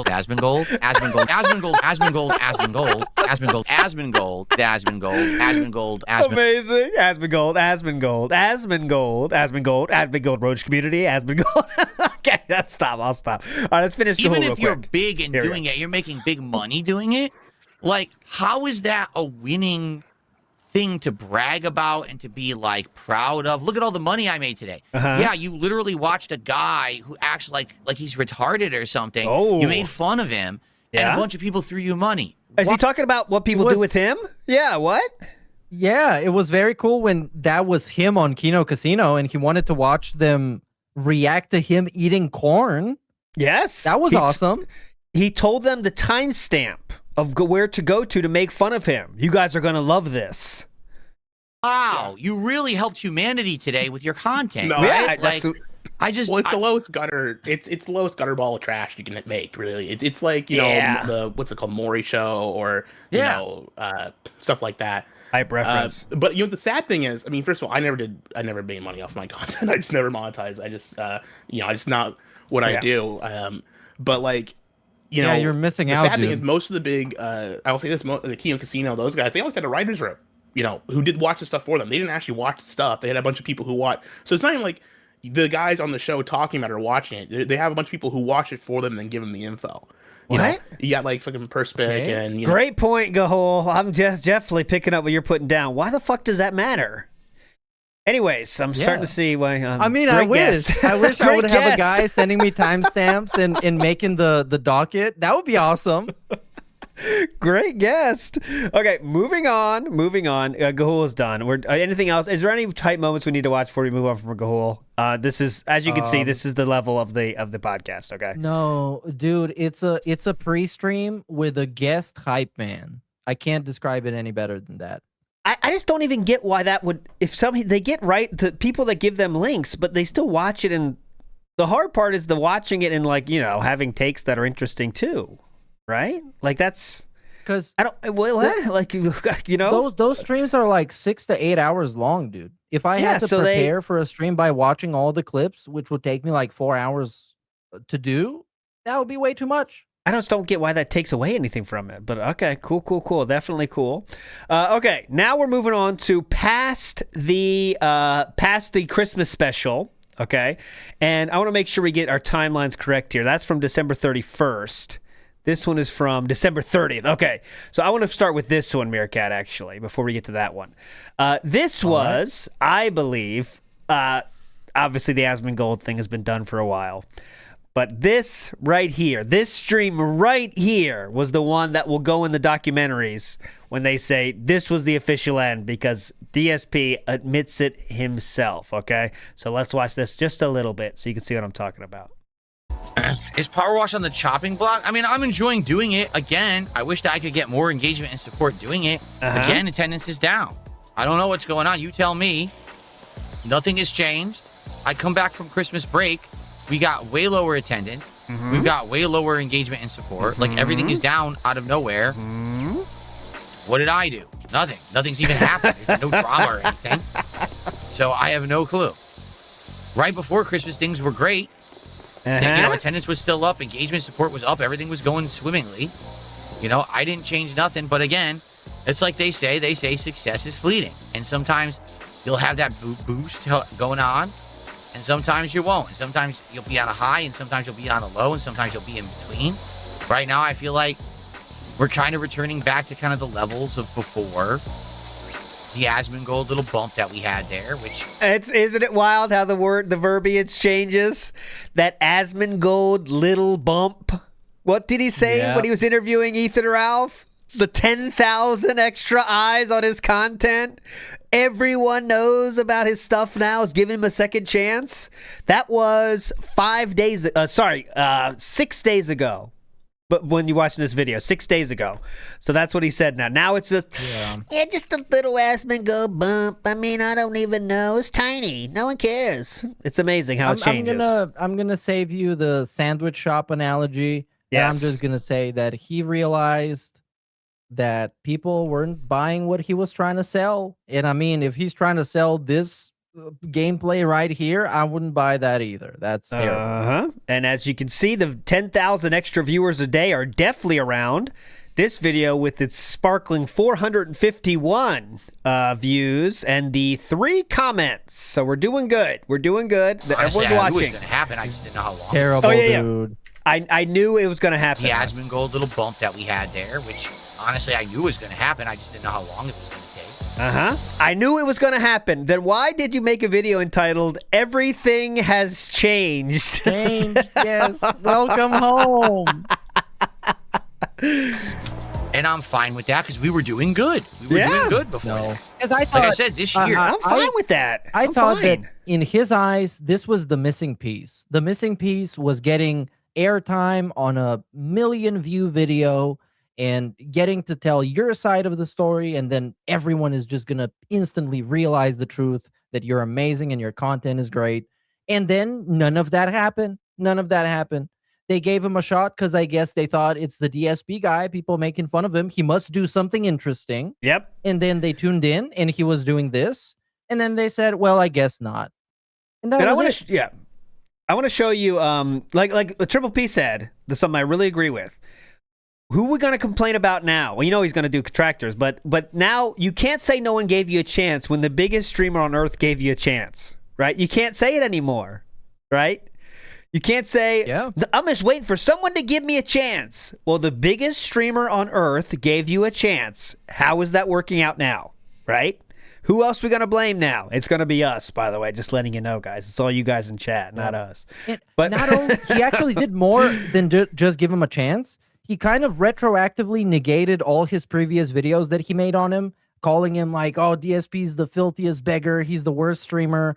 And then eventually he had a talk with him and he's like, oh, this guy's all right. Go check him out. And it still didn't work. And I want to show you how, here's a fill in the wild here about this guy. And I want to show you why did he get a little bump? This guy seems to be like, doesn't know too much about DSP, just a little bit. And this is why he did get that little bump. And maybe they came in to check out the content, but then they dipped the fuck out. Listen to this guy's talk about it. Beating your churn rate, and this is very dangerous waters. This is like, you gotta be decoy. Constantly rethinking your content, repivoting your thumbnails, trying to be like, just always working on yourself to get better.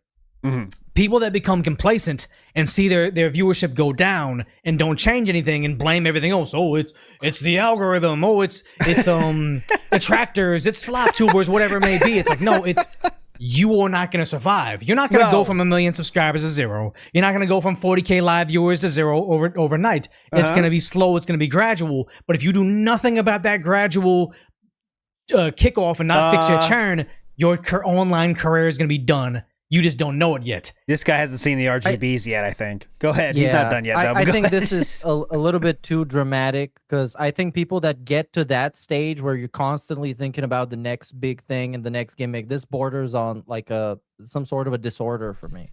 Yeah, well, okay, hold on. He's not done yet. But he knows better. He's the hype guy. Him not fixing it. Somebody may have botted it for him, and he doesn't even know about it, but it definitely looks like what's happening right now. Is that what happened to DSP? I don't really know much about DSP other than like other content creators making stuff on him. I watched, oh crap, Asmongold's in this corner. I'm covering him. Asmongold, I've heard all the people talk about DSP. I had negative views of him, but then I saw DSP on talking to Asmongold for a long period of time, and I was like, okay, maybe he was a little bit misrepresented. See, that's a normal person to coming out of that saying he was misrepresented. But hold on, he's not done. I don't like the guy because it's like the whole. Yeah, here we go. Here's the real. Misrepresented. Obviously, I don't like the guy because it's like the whole begging for money thing. Just always puts makes me view these people in a different way. Yes. But just the idea of, is that what happened to him? Likely, but I don't know much about him really. I never watched much of him. There you go. So as you can see, I mean, as a result of the Asmongold, a lot more people, thousands probably, watched that and said maybe he was misrepresented. So let's say they give him a chance and watch 5 minutes of his stream, and you see what it is, and this is what you get, and it's a nightmare. But that's why he kept no one. Walking into this, you're watching a video, and of course, I don't expect anything from those people. They're just random people on the internet that don't know anything, and I don't expect them to know anything. Yeah. But you're walking into that video. Wouldn't you think this guy that everybody shits on just acts nice for an hour and acts like a victim for an hour and puts on the best mask he can for an hour? Like, you'd think so, but I think a lot of people though, when they're watching someone, you're not thinking that deeply. You're like, all right, this is the guy. Like, imagine you go into a stream and there's someone on there, you have no idea who they are. You just like take them for, this is what they are. You don't think that deeply about it, right? So that's what I think that guy did. It's like, all right, this is what this guy is. Oh, you see, it's pretty nice. Okay, cool. Yeah, maybe that's a jerk off guy, but it seems pretty nice. But then at the end of the day, you got to check out his stuff yourself. And then you get DSP content, which is the worst online, right? That's why they all left, because at the end of the day, you got to have something there, and DSP has nothing. Yeah. And it'll never have anything. That's true. You know what I mean? I'm There's nothing. just saying, like, watching something about somebody that everybody shits on, and you just watch the best version of him that can possibly exist, and you think, oh, that's an all right guy, just straight away. I think that's a little too far. But sure, like, I don't expect, like I said, I don't expect anything from those people or for them to know anything. Yeah, and that's true, too. The more you watch Philip, the more you learn how bad he is. Right? But still, it takes 5 minutes of a stream, though, to see, like, wow, this sucks. I mean, this is the worst stream of all time. Like, if you turn in on any moment, there was no part you turn in a DSP stream where, like, yeah, this is the cool part. Right? Because if you turn into the gameplay, he's probably not talking. If he is talking, then he's complaining. If he just it's mostly dead air, or he's failing or blaming the game. And then if you God help you, if you turn into the pre-stream part and you don't know what he's talking about, that will you want to die. Like, why am I? It's the quickest checkout of all time if you're in the pre-stream. Like, I really want to. I wish we could set up like a social experiment, like get people off the street and like say like, let's watch this for a little bit and see what you think of the streamer, and then just put on a pre-stream. And like someone that don't know about, like, like, what is this? What the fuck is this? And I know there's always an aspect of that to all streams. But at the end of the day, you get the content they're talking about. Okay, this guy's talking about games. This guy's talking about politics. DSP is talking about DSP for 99% of it. Or the detractors, which is, again, about DSP. It's insane. That's why no one stayed. I mean, it's not that hard to see why no one stayed. Because this is what it is. Even before I had the interview with Aspen Gold, this was the best year I have had in a decade. No exaggeration. It's been that good of a year. So I'm just happy that things went so well, and I'm hoping that we can maintain. All I'm looking to do is maintain. Growth is great, but maintaining is fine. Maintain the level that I have and enjoy what I'm doing with life and making the content I want to make and being successful doing. Yeah, I'm cool with that. But so you can't do that when you're not already in a place where it's sustainable. It's like, I guess, I wouldn't say PewDiePie, but a bigger streamer, actually, some guy that puts out maybe like a video a week that he edits, those people could say that. But DSP that's on a stream-to-stream basis, he can't fucking say that. It's weird and strange. Good question here. Why do the dents seem in a positive light, though? Like you said, it just takes a second to see what's wrong. No way they're that dented. Well, first of all, I questioned your last statement. They are. And the second one is they are looking for acceptance. Most of the DSP fans I've seen, and I've, in this, when you're making content about DSP, sometimes you have run-ins with them. And I can tell you, I've received 5, 6 emails from DSP fans that say, hey, I don't really like DSP, but I like your stuff, and I want to watch your stuff because it's funnier and stuff, and I never respond. But then they just go back to DSP. And why is that? Well, that's a place where they can find acceptance. Even though they don't really get acceptance there, they still can feel like they do. Because if you give money to DSP, he does give you attention. He does say you're changing his life. He does say you're really cool, and he loves you, and he needs you so much. That's the only thing they get from that. And that's not something you get from a normal streamer. Right? If you watch an Aspen Gold, let's say you're an Aspen Gold fan, and you give him $5 every month or something, there's no feeling of like you're a part of this. I mean, you're a part of it a little bit. I guess you're supporting your favorite streamer, which is a good thing to do. Yeah. But you know what I'm saying? You're a part of it as much as like buying the latest iPhone. You're a part of Apple culture. Yeah, but like, you're just a part of it, and you're taking a part of the thing, and maybe you find some friends and stuff, but there's no friends in DSP's chat, guys. You've ever seen the chat? It's not a good place. It's not a fun place. It's a weird place. And everyone in there, every single example we have of DSP real fans, they are all a little bit interesting, right? And there's some DSP people watch us right now, I'm sure of it. And at their heart of hearts, they know they're looking for acceptance, and the only place they can get it is a DSP stream because he's there every fucking day, right? He will really give them attention, and it's something they can count on. And they are part of a smaller thing. A guy with a big name, by the way. Say what you will about DSP, but he is a big name, not for good reasons, but he is a famous person online, you know? And that's kind of something that is attractive to some people. And there is a second subset of people that have been following him since they were literally 12. And that's another group. And that's special, even more special, but yeah, it's but being special is not a prerequisite. No. But being emotionally influenced in some kind of way is, because Darkside Phil is a very parasocial content creator. which is very interesting because he doesn't really facilitate a community. He just is completely kind of in a cultish way parasocial to people where they're all serving to him and they all answer to him and they all are all somewhat psychologically, emotionally influenced by him. When he begs, when he makes it about his family and how he has to protect them, when he has to save his house.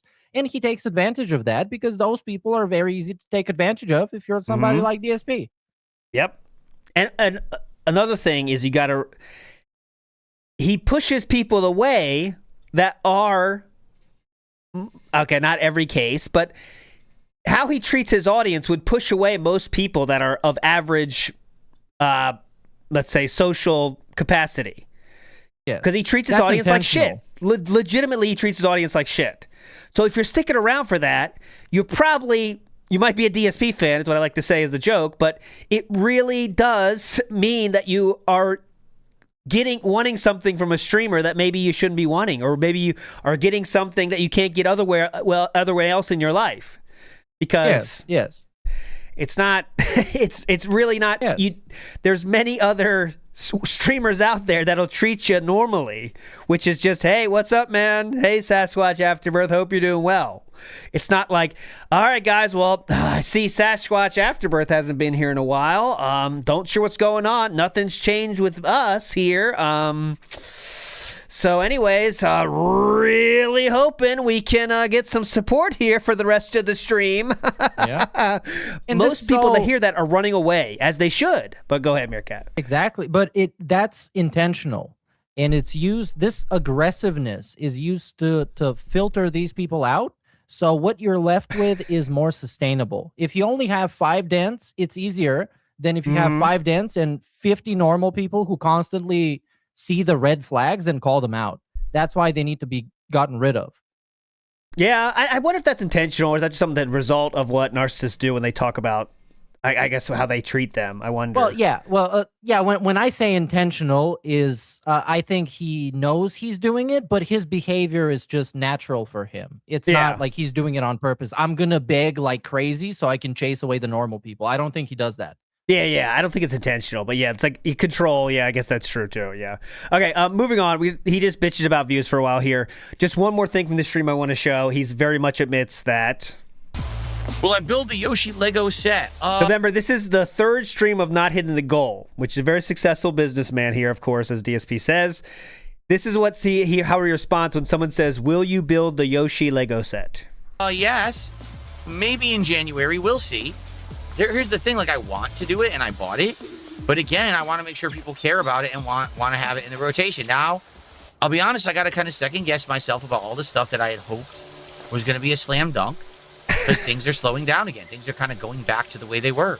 And, the Lego stuff worked for a bit and then didn't. So I said, we'll stop doing it. And then people were asking me over time, would you do Legos again? And I was like, well, let's wait and see. And all of a sudden I get this big bump from the Asmongold interview. I'm like, oh, good, we'll do it again. People seem interested. They want to chill with Phil while I build Lego.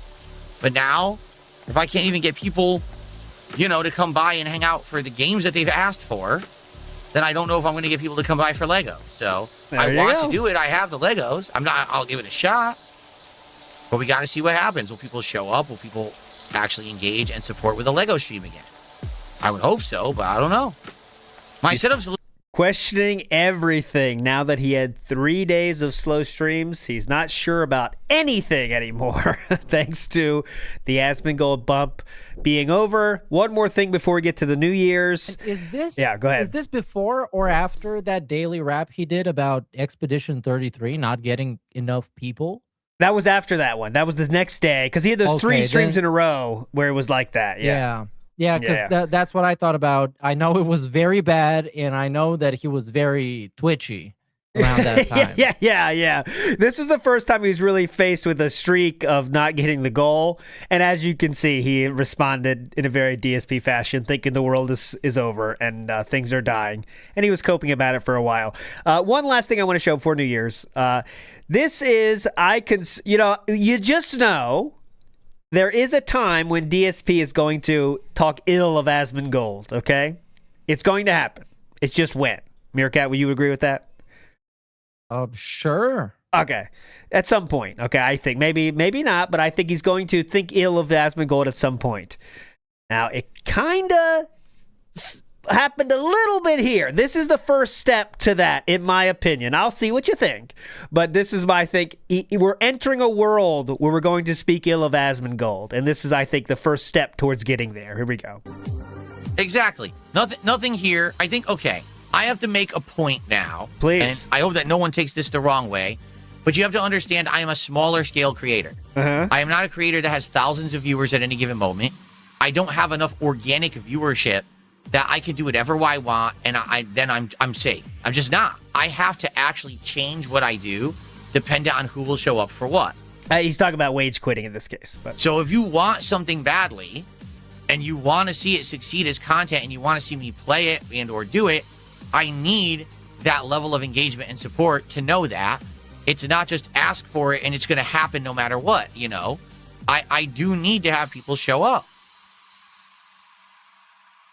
Guys like Asmongold can literally do whatever he wants all day, and he has tens of thousands of viewers. He could scratch his ass and fart on stream, pick his nose, drink soda, talk shit about random people, just read news articles. He can literally do whatever he wants. It doesn't matter. He gets that level of engagement and support no matter what he does.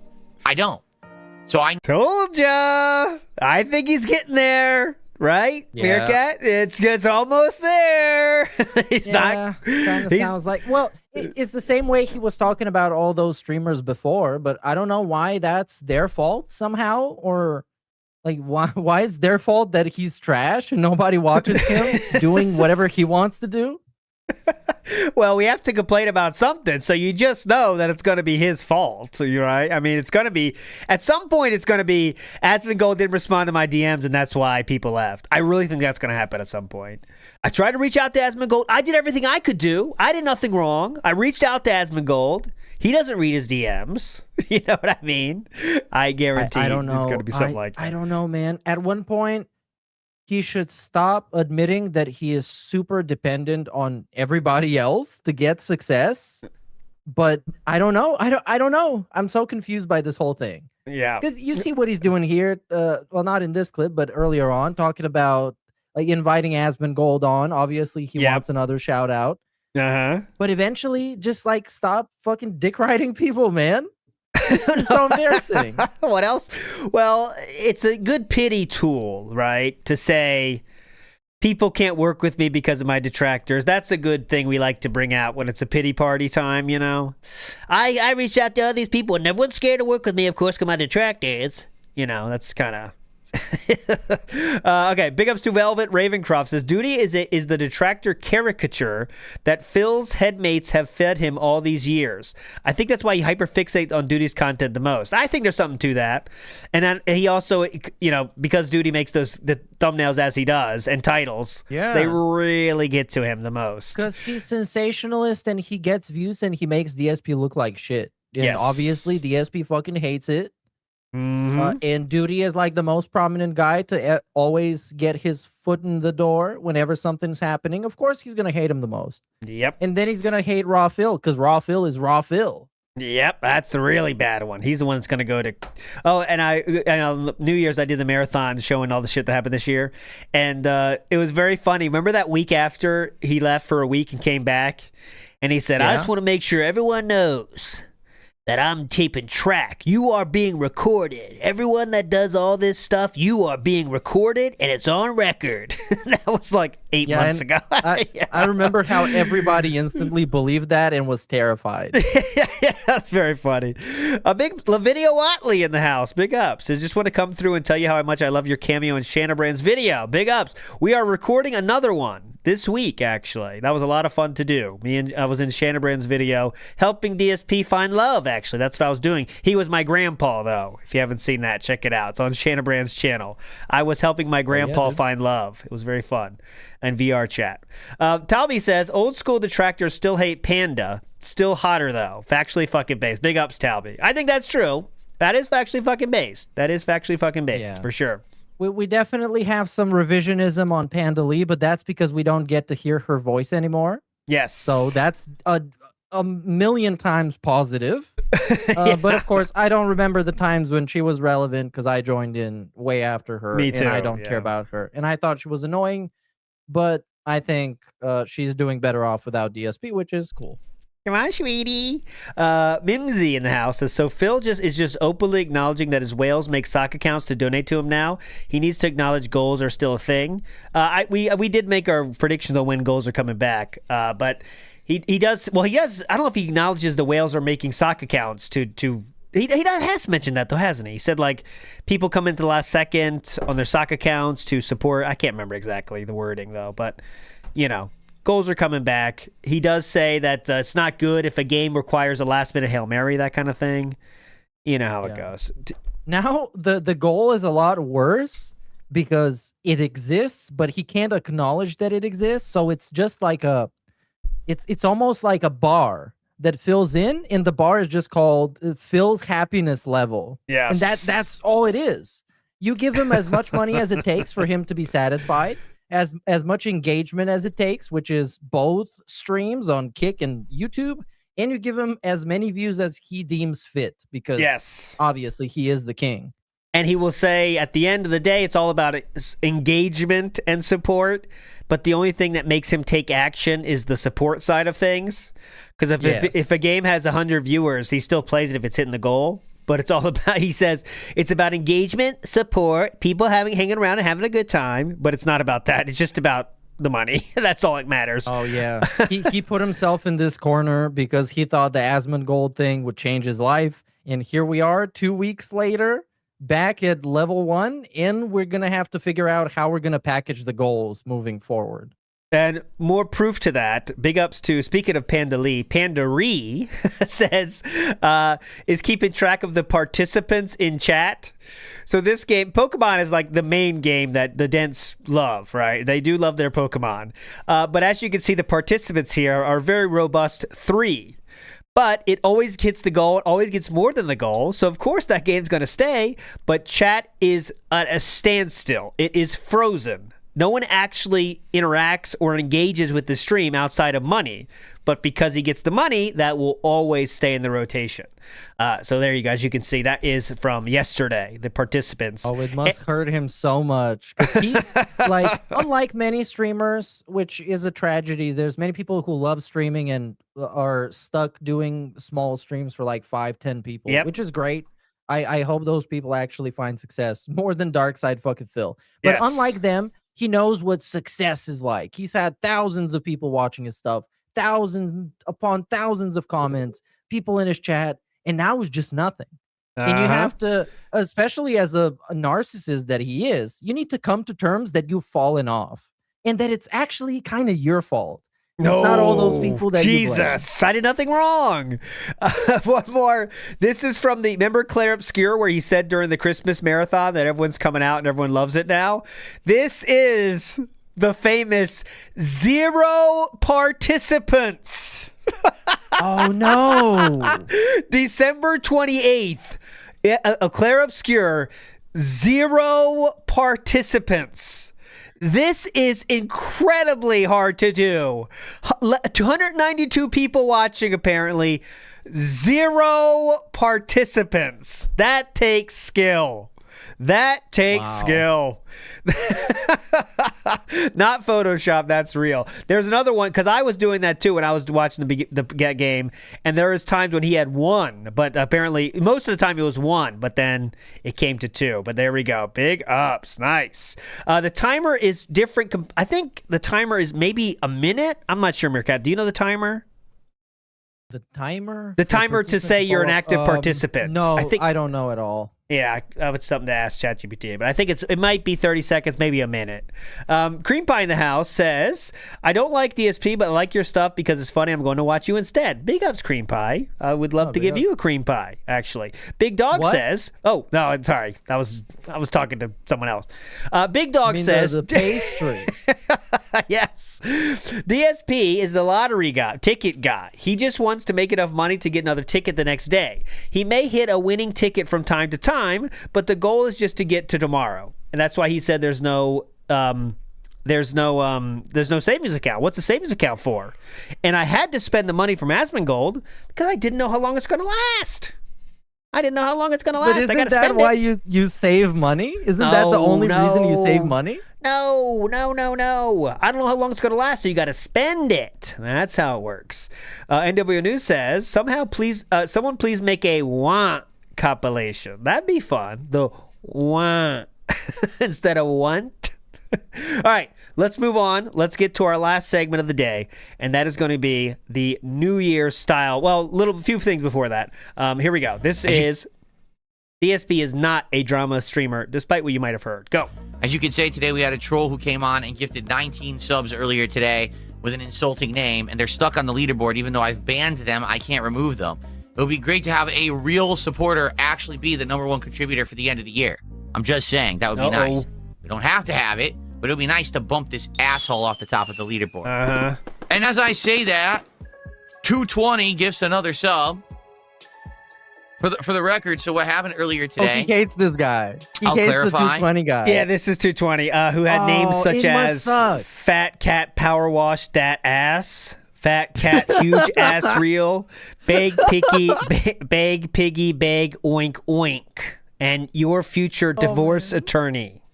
So you guys know what's That's going on. A very underrated part of success is absolutely despising the people that give you that success, but having to eat it. I guess that's an awesome DSP thing. So if you guys remember, 220 had been banned, unbanned again. Gotcha. Then all of a sudden, for the last week, 220's like, oh, I can't contribute to Phil because my dad took my credit card back. Right. Notice how much he keeps track of this shit, by the way. He knows everything. He knows all of it. I'm not asking for the guy to contribute, but he's literally just like lying out of his teeth about shit, right? Yeah, definitely. This morning, here's what happens. Okay. He comes on the stream before I'm even like on yet. Like I started the stream, but I didn't say anything. He says to the chat that Lucy Poxy, the chatter, who apparently is in the hospital right now because they had an operation over Christmas and they're recovering. He says to everyone, "Oh, they died. They passed away." That their parents posted up on their X account that they passed away. So he's actually got people in the chat who are like upset. They're like, "What, are you for real? Can you link the tweet? Can you send us the information?" And he goes dead silent. He's just like, oh, it's so horrible that this happened. And he goes dead silent. So he's messing with people because the thing is, I know their Twitter account. So I went and checked it. Complete lie. The last thing that was posted was a few days ago by one. How much is he plugged One of in? their parents saying that the operation went fine and they're recovering and they'll get back to everyone when they're feeling better. I know his Twitter account. I saw it on Kiwi Farm. I mean, a lot of people are saying behind the scenes. That's it. So he Why literally did this need to be a plot point? Like, why even bring it up? It's so. Oh no. A lot of people, This I guy mean, is such told a me. sociopath, right? He makes stuff up like that Uh-huh. just to get a rise out of people in the chat. There's no reason for him to act like that. Like, what purpose does that serve for anyone besides him saying, "Oh, look, I got attention for myself by making up this horrendous thing"? Yep, and thank you for pointing that out. He can't look at Derek's playlist, but he can know someone's personal Twitter account and their parents' Twitter account that people will listen to in the chat. So I outright banned him. I said, I'm done with this guy. I really don't want him in my chat at all. But I banned him, and then immediately he's gifting subs on these other accounts, and I can't stop it. It's messed up. The guy really is mentally ill. He should have his funds taken away from him. He shouldn't be throwing funds around the internet like he does. Take his funds away. He should not be in charge of any money. He should be Freeze his bank account because he's trolling on a YouTube stream. FBI, Seize get him. probably in a padded room. Okay? So anyway, that's why you see these pop-ups from troll accounts. That's why he's at the top of the leaderboard here. I can't get rid of him. I banned him, and he just makes more accounts and contributes, and I ban again, and then he just keeps going. Like, there's nothing I can do. It's out of my control. Kick actually doesn't allow you to just IP block someone, which they should, but you can't. So he just keeps going with it like he's nuts. He's the guy nuts. is mentally disturbed. So Now he's just gonna do it even more because we got this clip. We got this 3 minutes of gold dust. Here is what Poems Past called in the past the wave of positivity. There you go. Oh yeah, Great. this Hair's is the looking bum, good. the Asmon bum. The Aspen bump. You could do tricks on this. Like the thing, the finger skateboards, You could do some tricks on that. Go back. Pretty cool. Wave of positivity. Next up, we have a clip here from the same in between the Christmas and the New Year's. Jiggle your jowls. Ooh. So there you go. Someone wants me to grab and flap my lips and jiggle my jowls. Ooh. Do you really believe this person would do a $50 contribution? I don't. I really don't. How about this? Let's do it the right way. Okay. If you actually did a $50 contribution, then I would wiggle my lips. Jowls is what they requested. In celebration. But I'm not going to do it first, and then you don't actually reciprocate what you said you would do. I don't trust you. So there you go. So kingly. The king is going to shake his jowls for $50. Very fun. Oh, he's going to shake his lips. That's what he specifically semantically said. Jowls. So he was going to bullshit this and do something else and be like, well, thank you for the $50, man. Here we go. Some Tainted Grail, the gifted game. Well, from there. Thanks for watching. Okay, that means YouTube mode off. Okay. Here is where the spanking happens. I mean, guys, I can only do so much. You know what I mean? Really, I beg my ass off. I mean, what else can I do? So much. I was liking the game. I am disappointed that the audience didn't. I don't know why. Like, you would think. You would think. Yeah, you'd think. I don't know. People have liked it in the past. I don't get it, but what can I do? Today, it seems like just today in general, people just wanted to be toxic. They just wanted to come to the stream and just be really, really negative about everything. But, that's what happens when you're a shit brain. And all you want to do is, ruin everything for everyone. People were trying to be nice and enjoy the game on the stream. And you got a bunch of trolls. What are you going to do? Shit brain. Shit for brains. Whoa. All you can do is do your best with what you're given. And, I tried to make it fun and entertaining and tried to enjoy the game and learn about it and unlock things and, go to new places and see if it was good. I personally like it, but you can't make people act like, above the brain age of 4 years old. Is it, So I remember this happening. It seems like he confused people not liking the game for people being toxic in his stream chat, right? So he said always are. I don't know why people didn't like this game. I can't make people act the brain age above 4. Like, what? So if you don't like the game, you have a low brain age, I guess. But I don't know. I think this just his brain having to come up with a reason why the stream sucks in real time, and that's what he could come up with. And he has an issue with it. Okay. Also worth mentioning, DSP has a new toy.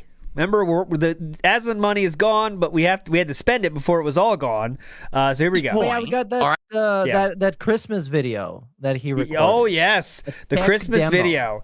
So while DSP said he was very busy and has one off day to spend time with Catherine, he instead recorded a video, which was a studio tour. Okay, and that happened on Christmas Day, and he revealed that he also has new microphones, lapel microphones, which is very funny for someone that sits in front of a microphone whenever he does streams. But now this opens the door for IRL streams. Now, Meerkat Mom, do you think IRL streams will happen in the following year? I think I made a reply on Twitter about that. I think it's all going to be report of the week, if you guys know. Review Bruh, as he is called. We've shown him before. It's a little scrawny Twinkie guy reviewing food. Well, I think DSP is just going to sit in his car. You don't have to describe yourself, Meerkat. We know what you look location. like. Go ahead. Oh, sorry. Go ahead. Yeah, well, it's worth a refresher, considering I'm not on camera today. Okay, sorry. So I think he's going to sit in his car and eat fast food at a parking lot, and that's all it's going to be. And it's going to be the best piece of content he's ever put out, and he's going to hype it up for so long until it doesn't work anymore, which is going to be probably 2 weeks. So I think, actually, I used to think the same as you. It's going to be only in the car. But now it seems that people are starting to ask questions about it, and he gets pissed. Like, whoa, easy. I think now he just bought it because he thought, okay, ooh, that's a good idea. It popped up in his mind, and he said, okay, let me go to Amazon, and he bought those. But now he's not going to do anything with it. Now he realizes, like, oh, shit, I got to do shit with it. I don't actually want to do anything with it. He did say he might do a closet clean out with those on. So we're talking 4 feet away from his chair. He'll have those mics on. Wow, think of the possibilities. You don't have to think very hard. There's like 2 of them. So I really now think there will be nothing outside of maybe the closet clean out, but that doesn't count for me. You have to leave the office for it to count. Okay. So I don't think that's going to happen. He did do a nice, example of walking around, and he said, I can do all sorts of things. I can stand in front of my window. You guys can hear it. No, but So I still think at some point, inevitably, he's going to end up reviewing food in his car because it's like the most DSP thing you can think of him doing outside of his studio, quote unquote. I think okay. Let's add that to the predictions. I think even that's not going to happen. I think he realized now that takes too much work, and he's not going to do it. And he won't know how to frame it because he'll be afraid of people will find out exactly where he is, even though it'll be easy to see. He won't do that. I think he will do nothing with them except the closet cleanout. That's my official prediction. Meerkat's official prediction is he will do something in the car outside. Does the garage count? Just to be clear. Well, hopefully he does something in the car, in the garage closed with the car on, but I'm not counting on that right now. Okay. So I think I don't think it's gonna happen this year, but eventually when he gets desperate enough, it's gonna happen. I'm almost 1,000% sure. There you go. That's our 2 predictions. He's gonna market it as, you guys wanted me to go outside and do IRL streams, so I did this. I'm at the parking lot of some fast food chain. He did talk about, it was funny because he talked about so many options. Like, I can go shopping, maybe go on a trip and we could film it. I can film it. Mm-hmm. But when people asked about it, like actually ask it, well, maybe you could do to a convention or something. Whoa. I don't know anything about that. Yeah. Whoa. I was trying to justify my purchase back then. I don't have to actually do it. Dumb shit. But he didn't say that. But that's what he means, you know. The more I think about it, the more I think you might be correct. He just wanted to buy something. Yes. Because DSP just wants to buy stuff. I think obviously you're kind of getting it. The big problem with him is, what more do you buy when you already have everything? When you have multiples of everything, where do we go? Yeah. So the lapel mic, I guess he doesn't have that. He might get one of those, like, what are the mics, the boom mic now, you know? Here's a boom mic. Yeah, we get Cat to hold it. Cat hold the boom mic. Yeah. Now we have a boom mic, so when I cough, you guys can hear it more, okay? Shotgun mic across the room. Cat hold the boom mic. Cat, keep it out of frame, please, Cat. Thank you. The idea here is that I want to make some different kinds of content in 2026. I just don't want to be only confined to this office. If I have ideas of something that I want to do, I want to go out and about. Maybe I want to do some reviews. Maybe I want to walk through certain places and document it. I used to go places, man. I used to have a little handy cam thing that I would walk around with and record. I haven't had that in a million years, but now I have much better technology. There you go. So he's ready to do it. He has the technology now. To make it happen. Okay, someone said to DSP, this is before Christmas, before we get to the New Year's thing, someone said he's spending Christmas alone, and this obviously really got to him, because it's true. Go ahead. Jason, thanks for $10. My life is great. I'm sad that, you apparently are miserable. You think that you're going to come on my stream and throw money at me and, try to tell me that my life is bad or sad. My life is amazing. My life is much better than a lot of people's, and I'm very grateful for that, and I know that. The fact that you're coming on my stream and throwing money at me to then try to be toxic on Christmas Eve, I think says a lot more about you than it does about me, doesn't it, buddy? Mm-hmm. I wish you the best. I hope that your life gets better for you, that you won't come on people's streams and try to be toxic to them on a holiday. Jason did another $2 super chat and tried to be toxic again. I mean, dude, I have to reiterate something. Please. You're the person coming to someone's stream who's being positive and having a good time with their viewers on a Christmas Eve holiday, and you're the one being negative. No one else here is negative but you. Did you notice? Look around you, dude. You're the only one who's upset. Everyone else is having a great time. So, look around you, dude. Again, I wish you the best. I'm sorry that apparently your life is miserable, and this is how you spend your time on a holiday, man. There you go, man. Sorry, man. Ooh.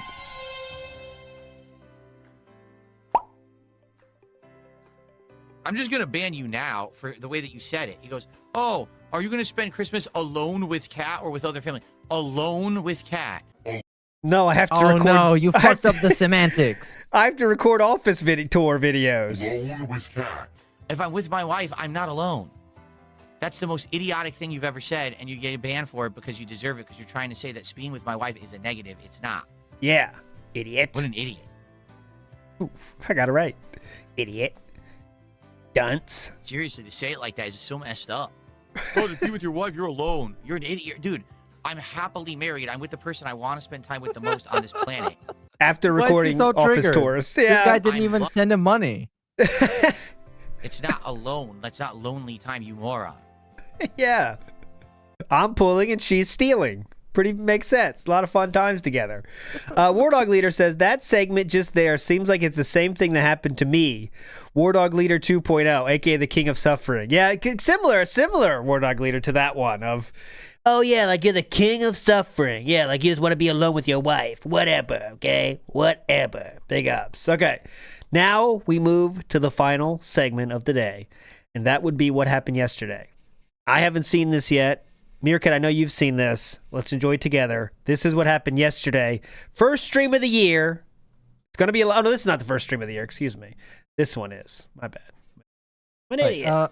Before we start, I want to recap the first, the beginning of the whole thing. Please. It starts off with a retcon of Kino Casino. Now we have yet another story in which he is not the King Snake, but he could see it coming.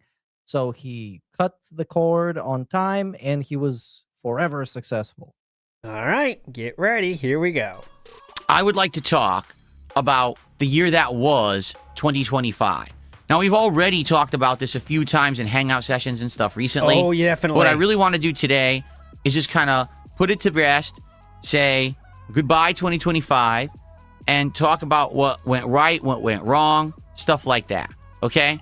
So first off, 2025, okay, last year started off essentially, how can I say, basically really uncertain, right? I would say so, because if you remember in 2024, I did a collaboration with a bunch of drama farmers on the internet. And the reason I did it is because I got wind that they were going to start covering me in depth.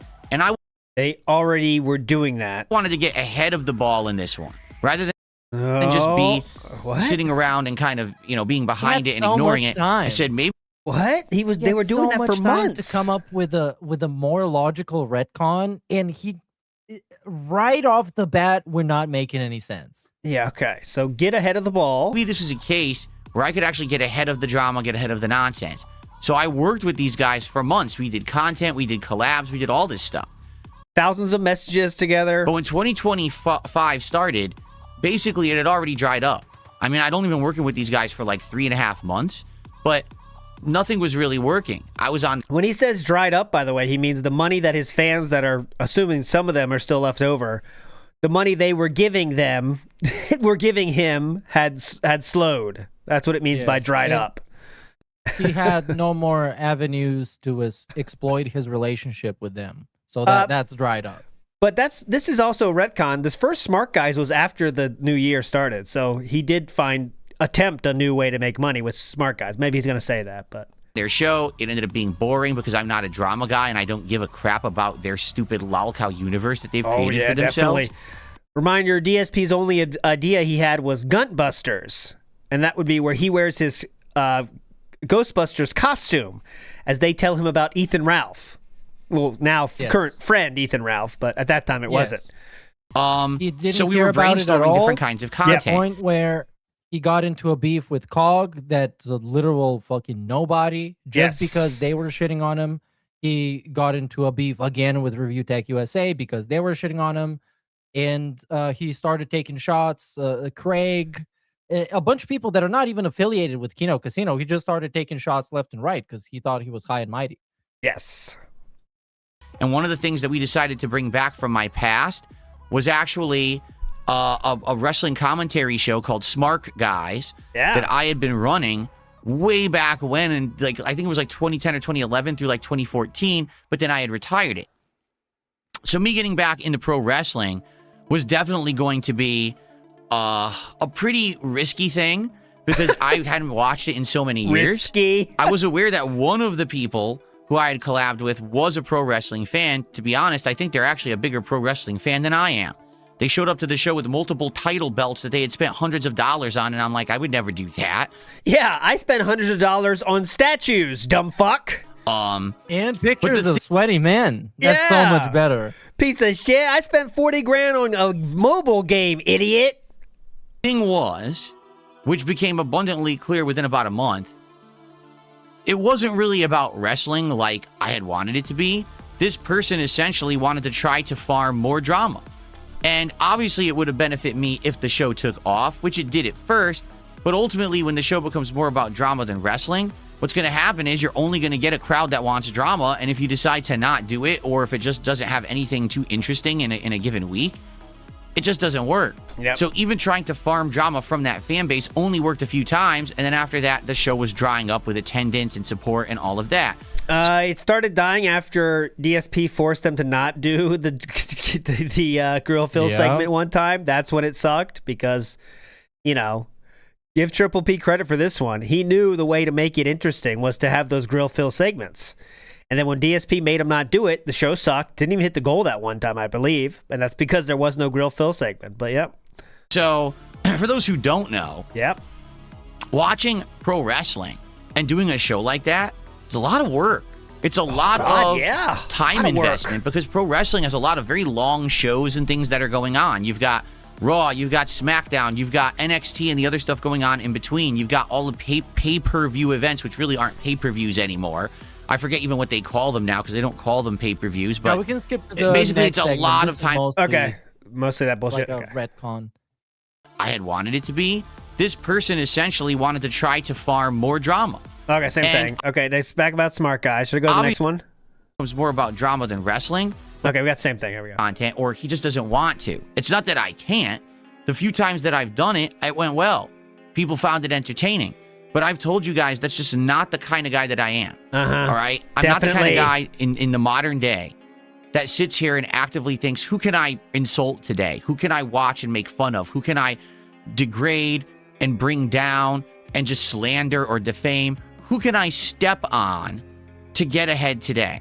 Okay? LTG. That's not me. Review Tech USA. Maybe that was me ages ago. Wings of Redemption.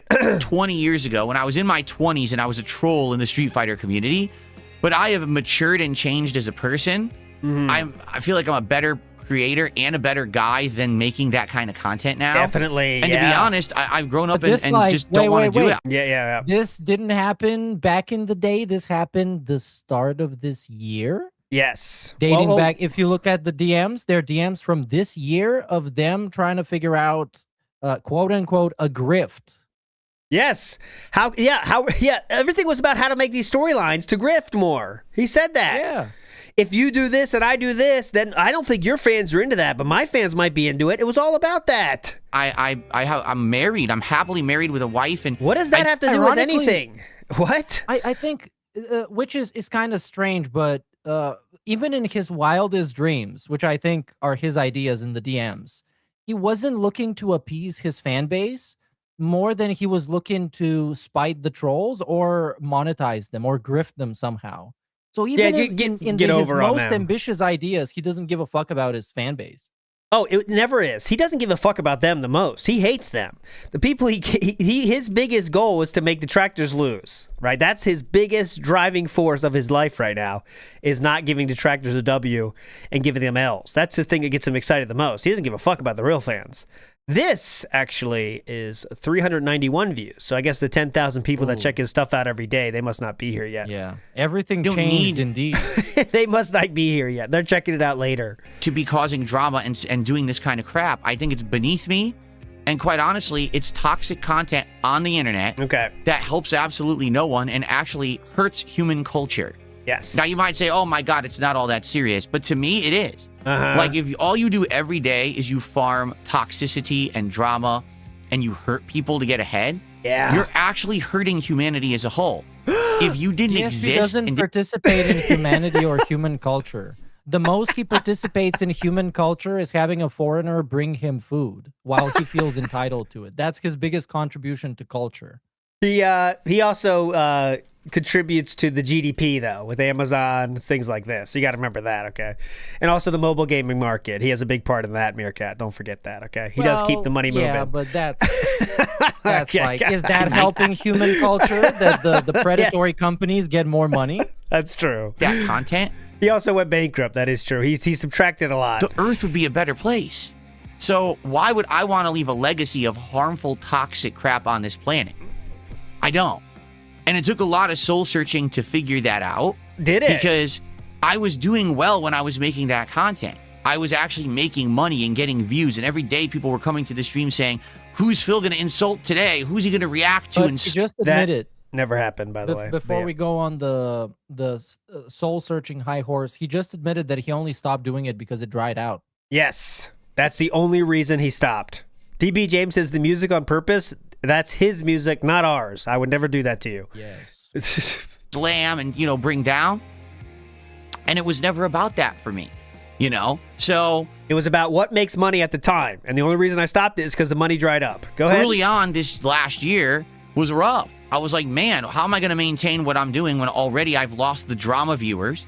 The collabs I'm trying to do aren't really working. I want to get back on course. I want people to start coming to my streams again for games. In fact, a lot of people who are longtime viewers and fans of mine were actually coming to my streams and saying to me, dude, you've got to get a reality check here.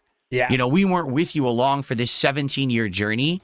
To see it end with you selling out essentially and becoming one of these drama farmers, that's not who you are, or at least that's not who we thought you are. And if you continue down this path, you're going to lose us. I had really long-time fans and viewers. He didn't care about them just when the money dried up. Yep. Go ahead. This happened, and I remember this happened before the first collab with Kino Casino. Watching the Review Tech documentary, people told him this. He did not care.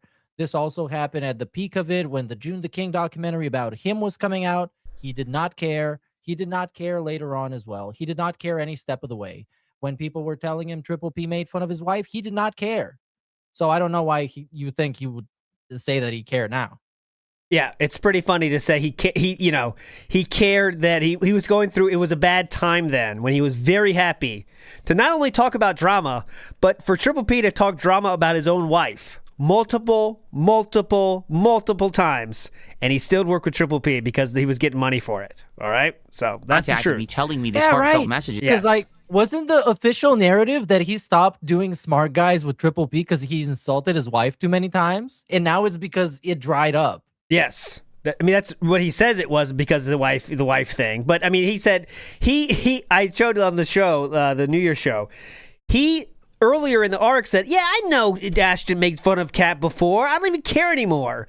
And then when it comes to the Grill Phil one, when he said, I'm going to ask you a question, Triple P. Now, a lot of people have said, I don't know if it's true or not, but did you call Kat fat? Even though he has said many times that he knew she did. But, that was not worth it because the money was coming in, all right? The money was coming in. Saying, this is going to be it for us. If you don't change or if you don't course correct. Right? Course correct. So I had to do that. I had to really soul search a bit and decide what I wanted to do.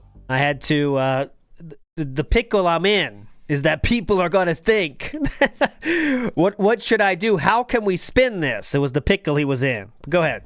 It was not easy to do what I did. Yes. To cut making all those folders of the DMs and releasing them all. That was a lot of work. Ties to say, I'm just completely done with this and toss these guys off a cliff like I did. Oh, toss them off a cliff. Because I knew that there was going to be endless amounts of harassment, endless amounts of their fan base who had been coming to watch my content were now going to come to stalk and harass my fan base who were there for games. They were going to basically be on my case all year long. I knew this. I knew exactly what was going to result from all of this, okay?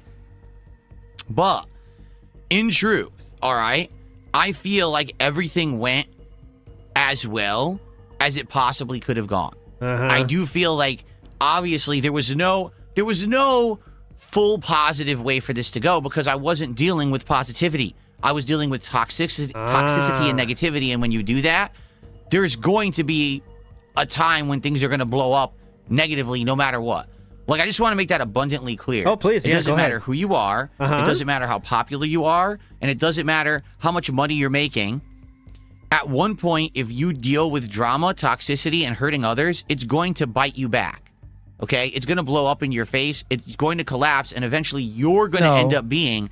Okay. No, I don't think it works like that. And I don't think all of these things that he said don't matter. I think they actually matter. I think it really, really matters who you are as a person when you get invested in shit like that. And just he's saying this just because shit blew up in his face. So now that means it blows up in everybody's face. Well, he has to come back, he has to come out of this saying he did everything correct. Everything was according to his plan, of course. So this is all bullshit anyways. And all of it's retcons anyway. But let's get to the how is he going to wrap this thing up? How are we going to say that everything was as perfect as he planned, even though all the shit he had to share to make his plan work, right? In terms of those DMs we shared many a time. But yeah, it all went according to plan, exactly as he wanted. He really was watching out for the fans. He cared about the fans the most. Here we go. Forever. So I'm so happy that I refused to do what I was told. I didn't ditch everything that I loved. I didn't give up and throw in the towel and say, forget games. It's time for drama. This is what's prominent and popular now. Because that's the easy way out for pussies. When you're a coward, when you're a pussy and you have no talent, you give up on what you Are they gay still or no? Love. And instead, you just do what's easy and you take the easy paycheck. Are they gay? I've never done that. I've never taken the easy paycheck. I never took the big sponsorship deals. I never took the games for free that I could. But isn't it a very easy paycheck to play video games and upload the footage to YouTube? That's a very easy paycheck that he's been bragging about for so long. Because every once in a while, much like that guy that sent him a super chat to like dab on him, he made sure to say many times he made sure to say how amazing this job is and that he sits on his ass playing video games making money. I think that's a very easy paycheck, to be honest. How dumb can you be to forget that you took a free game in the previous week and then say you don't take the free games? Is he going to talk about that? I've never taken the easy paycheck. I never took the big sponsorship deals. I never took the games for free that I could have back in the day. I could have got so much. Back in the day. Last week. Last week. When I was a prominent YouTuber. Yeah, but he says specifically back in the day. So your criticism is void. Your criticism instantly deflected. You knew that you were going to say that. So you've been king snake once more. I said no. Thank you. Because if I do that, I will change as a person. My content will not be genuine. I refuse to play that game. And so many went that route. So many went the route of the shill and the sellout. So I already forewent that path. And then last year, outside of last week, but the path presented itself, the route of drama, the route of the content farmer. This is the three paths bullshit. And I said, I'm not going to do that either. I'm going to march to the beat of my own drum.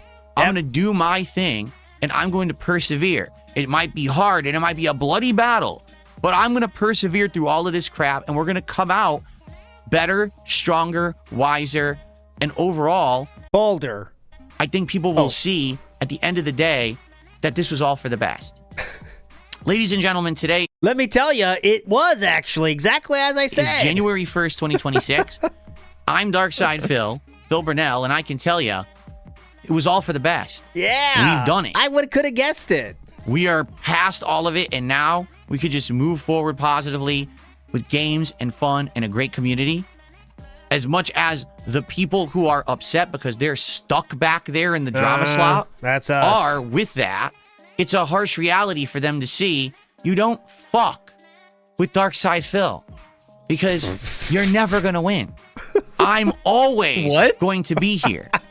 I am the rocks against which the waves crash, and you may erode me, and I might get older, and I might lose some hair, and I might get gray in the face, and I might get droopy fucking jowls, and I may... Hold on, whoa, hold on. How did jowls get into this? All right, hold on, let's start that again. Rocks against which the waves crash, and you may erode me, and I might get older, and I might lose some hair, and I might get gray in the face, and I might get droopy fucking jowls, and I may, have weak knees, and I may have less energy.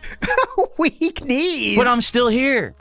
It doesn't matter what you say and do. It doesn't matter what you say or do. I'm the rock. Doesn't affect me. I'm going to be here every day that I want to, for as long as I possibly want to. I'm the one who determines if I turn the stream on and off. I'm the one who determines the content I put out on that stream. Yeah. And I will be the one to determine the final day that I decide to make content. That's true for every single streamer on Earth, by the way. You can choose when to turn on the stream, you choose when to turn it off, and you can choose to stop whenever you want to stop. just a PSA there. Everyone can do that on Earth. But go ahead. Because this I is will one of always those be in segments control. where people 6 months from now are gonna randomly comment on this stream with a timestamp of this segment and gonna say, "Whoa, that aged really bad." Yeah. Determine the final day that I decide to make content. Yeah, good point, Silver Cyborg. But he can't choose his reputation. That's the thing he can't control. Yeah, and you see what he has now. Because I will always be in control, and there's absolutely nothing you can ever do about it. So sit and spin on it. Oh, all right. Yeah, So- turn up the background music, you bitch. Let me sit hear you and beg, spin. motherfucker. So anyways, now guys, now that I've done that, as you can see, the contributions have been slow. That's what I got out of 2025. Because I stayed with my own way of thinking, I stuck to my guns. We came out of it in a very positive way. And I'm very happy that we... Motley Crue coming at us here with... yeah. yeah! Kick, stop my heart, hope it never stops! did, and now here we are. Yeah. And we can now move on for the better this year. Because we've got a lot of good stuff in store this year. Trust me. We're going to talk about some of those changes right now, some of the positive things that I have in store for all of you. But before we get there... This is AI trying to do Motley Crue. Let's go ahead and let's do some shout-outs because there's been some contributions. Yeah. Let's go. All right. Well, there you go. This is, I guess, one of those things where we said it many times, but if the more someone has to tell you how well they're doing, the less you should believe them. All right. And that's what this was a case of for me. This is someone trying to come to terms with the AI. I read AI slop. The Asmon bump is over. So what do we got to do? We got to make that positive spin going forward. And everything last year went according to plan, exactly as he wanted. And here we are in 2026 with a fresh start. And we're definitely nothing negative is going to happen because we are in control. Meerkat, what are your thoughts on this one? Wow. This is great. Like I said, this is going to be one of the segments that's going to age very well. And we're going to be coming back to it in a couple of months from now, maybe a couple of weeks even. So we'll get to see. As we saw, he is the Rock, and we can only erode him. So let's keep the drip going, and we'll see where we're gonna go. Weak knees. That's a new one. I didn't know he had weak knees, but apparently he does. Comrade Alex asks, "Is his nose getting more bulbous and redder?" Oh, well, it's very shiny. I know That's that. Delighting. Mario Faker says, Cat, you don't flock with Darkside Phil. Okay, you don't flock with Darkside Phil. That's Cat saying that, with holding the boom mic. NW News says, how can we get the cartel to start detracting this dude 2026 goals? There we go. NW News, big ups. Rodrigo Morcondes. Guess what, detractors? I'll continue to live miserably every day because I don't want to give detractors a win. I will suffer forever. Get jealous. There you go. That's awesome. Already Sums it up beautifully, my friends. There you go. So that will do it for the show today, my friends. I think I got to all the fill in the wilds here. I want to make sure I didn't miss any here. Did we do? Oh, two more here. Two more fill in the wilds to close it out today. Here we go. Now, why don't you go back to begging for more subs? It would do you the world of good to pay your bills on time. If you want some pointers to be a better beggar, ask DSP. He's the best at it. In Johan. There we go. Omega on there. Omega, the legend. And one more. Season, so let's finish the Four Kings. What's the deal with Vega? Vega is weird, and Vega has had a pretty tumultuous history. In his first appearance, Street Fighter 2, he... Oh, this was so good. I'm glad I ended with this one. This one is so good. The Coast Guard. This is a 7,000 subscriber channel. Beautiful. Watch this. Vega has had a pretty tumultuous history. In his first appearance, Street Fighter 2, he was very strong. His Flying Barcelona was almost unfair, looping mix over and over again, which wasn't even difficult to set up. It was this character that sadly eliminated Phil at 4th place at EVO. You know the character is broken if they can beat one of the best overall gamers in the country. I'm probably one of the best overall gamers in the country. Ignore everything. Oh, in the clip, yes. But after his stint in 2, he hasn't returned to those. Amazing. You know it's broken if it can beat one of the best gamers in the country. Amazing. Big ups, Coast Guard. You're a king. Okay, that will do it for today. Meerkat, we're going to be back on Sunday, correct? Sunday. Yes. Yes. That shall be. Can we confirm that that's going to be the pinnacle of the King Snaking experience? That's going to be it. It will be the final episode of the King Snake saga. It will be the snakening episode on Sunday, my friends. Sunday. All right? So, with that being said, Meerkat, any final words for the people out there? Thank you for joining us. This was an extended episode, but we did have to catch up on a lot of stuff. I hope you guys had a nice holiday. Stick around for Sunday, and thanks for watching. Keep it flat, stay sway, and most importantly, yong the fuck out. Later, guys. Bye. I actually don't think clicking like on a live stream helps at all. So it really doesn't.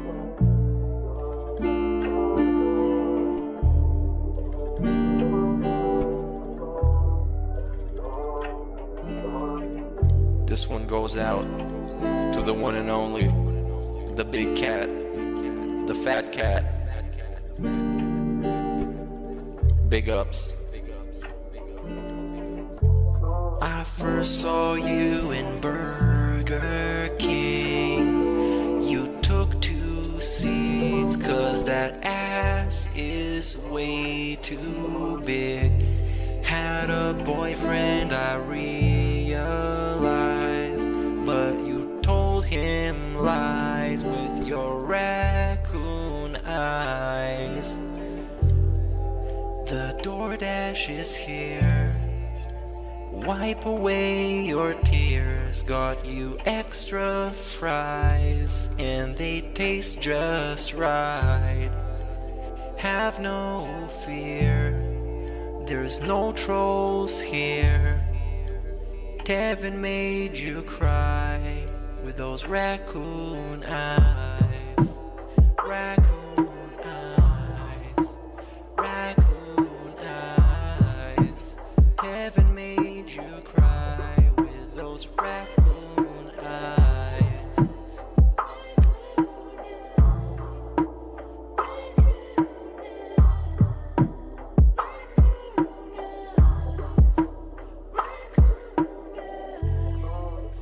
Take you power walking on the beach, feasting on some sushi like you were the queen.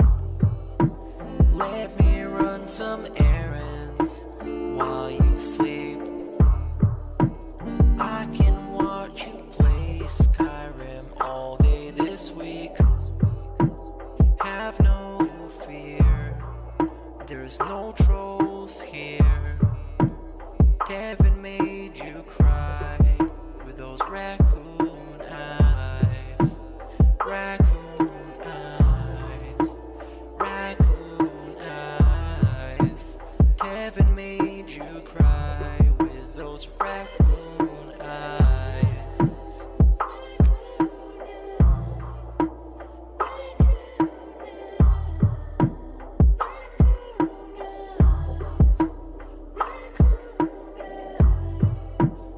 In reality, like I tell you guys, every day when I wake up, that's the best day of my life. I feel like this next day is awesome. I have a beautiful wife who I love so much. She loves me and a family, Jasper, and you know the things we get to do together. You know, I definitely want more time with them and more family time. But I absolutely love my life today compared to how it used to be. Seriously, all those years back then, you'd be like, it's a whirlwind of crap. It was me. And by the way, I've told you guys about my past. How I used to drink way too much. I would be drinking constantly, all the time, because I was so stressed out. Honestly, when I started with this whole thing, I was depressed many years ago, a decade ago. I didn't like my life or anything. And basically, liquor was the way to kind of get through that. It was, I hate my life. I hate who I am. So let me just drink it all away and just keep pumping out fucking YouTube videos. I don't have to do that shit anymore. Like I'm happy with who I am.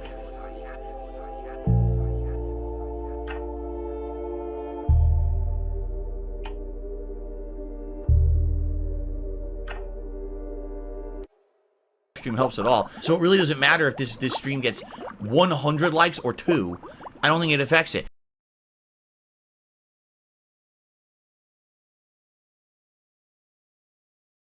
Weird. Weird.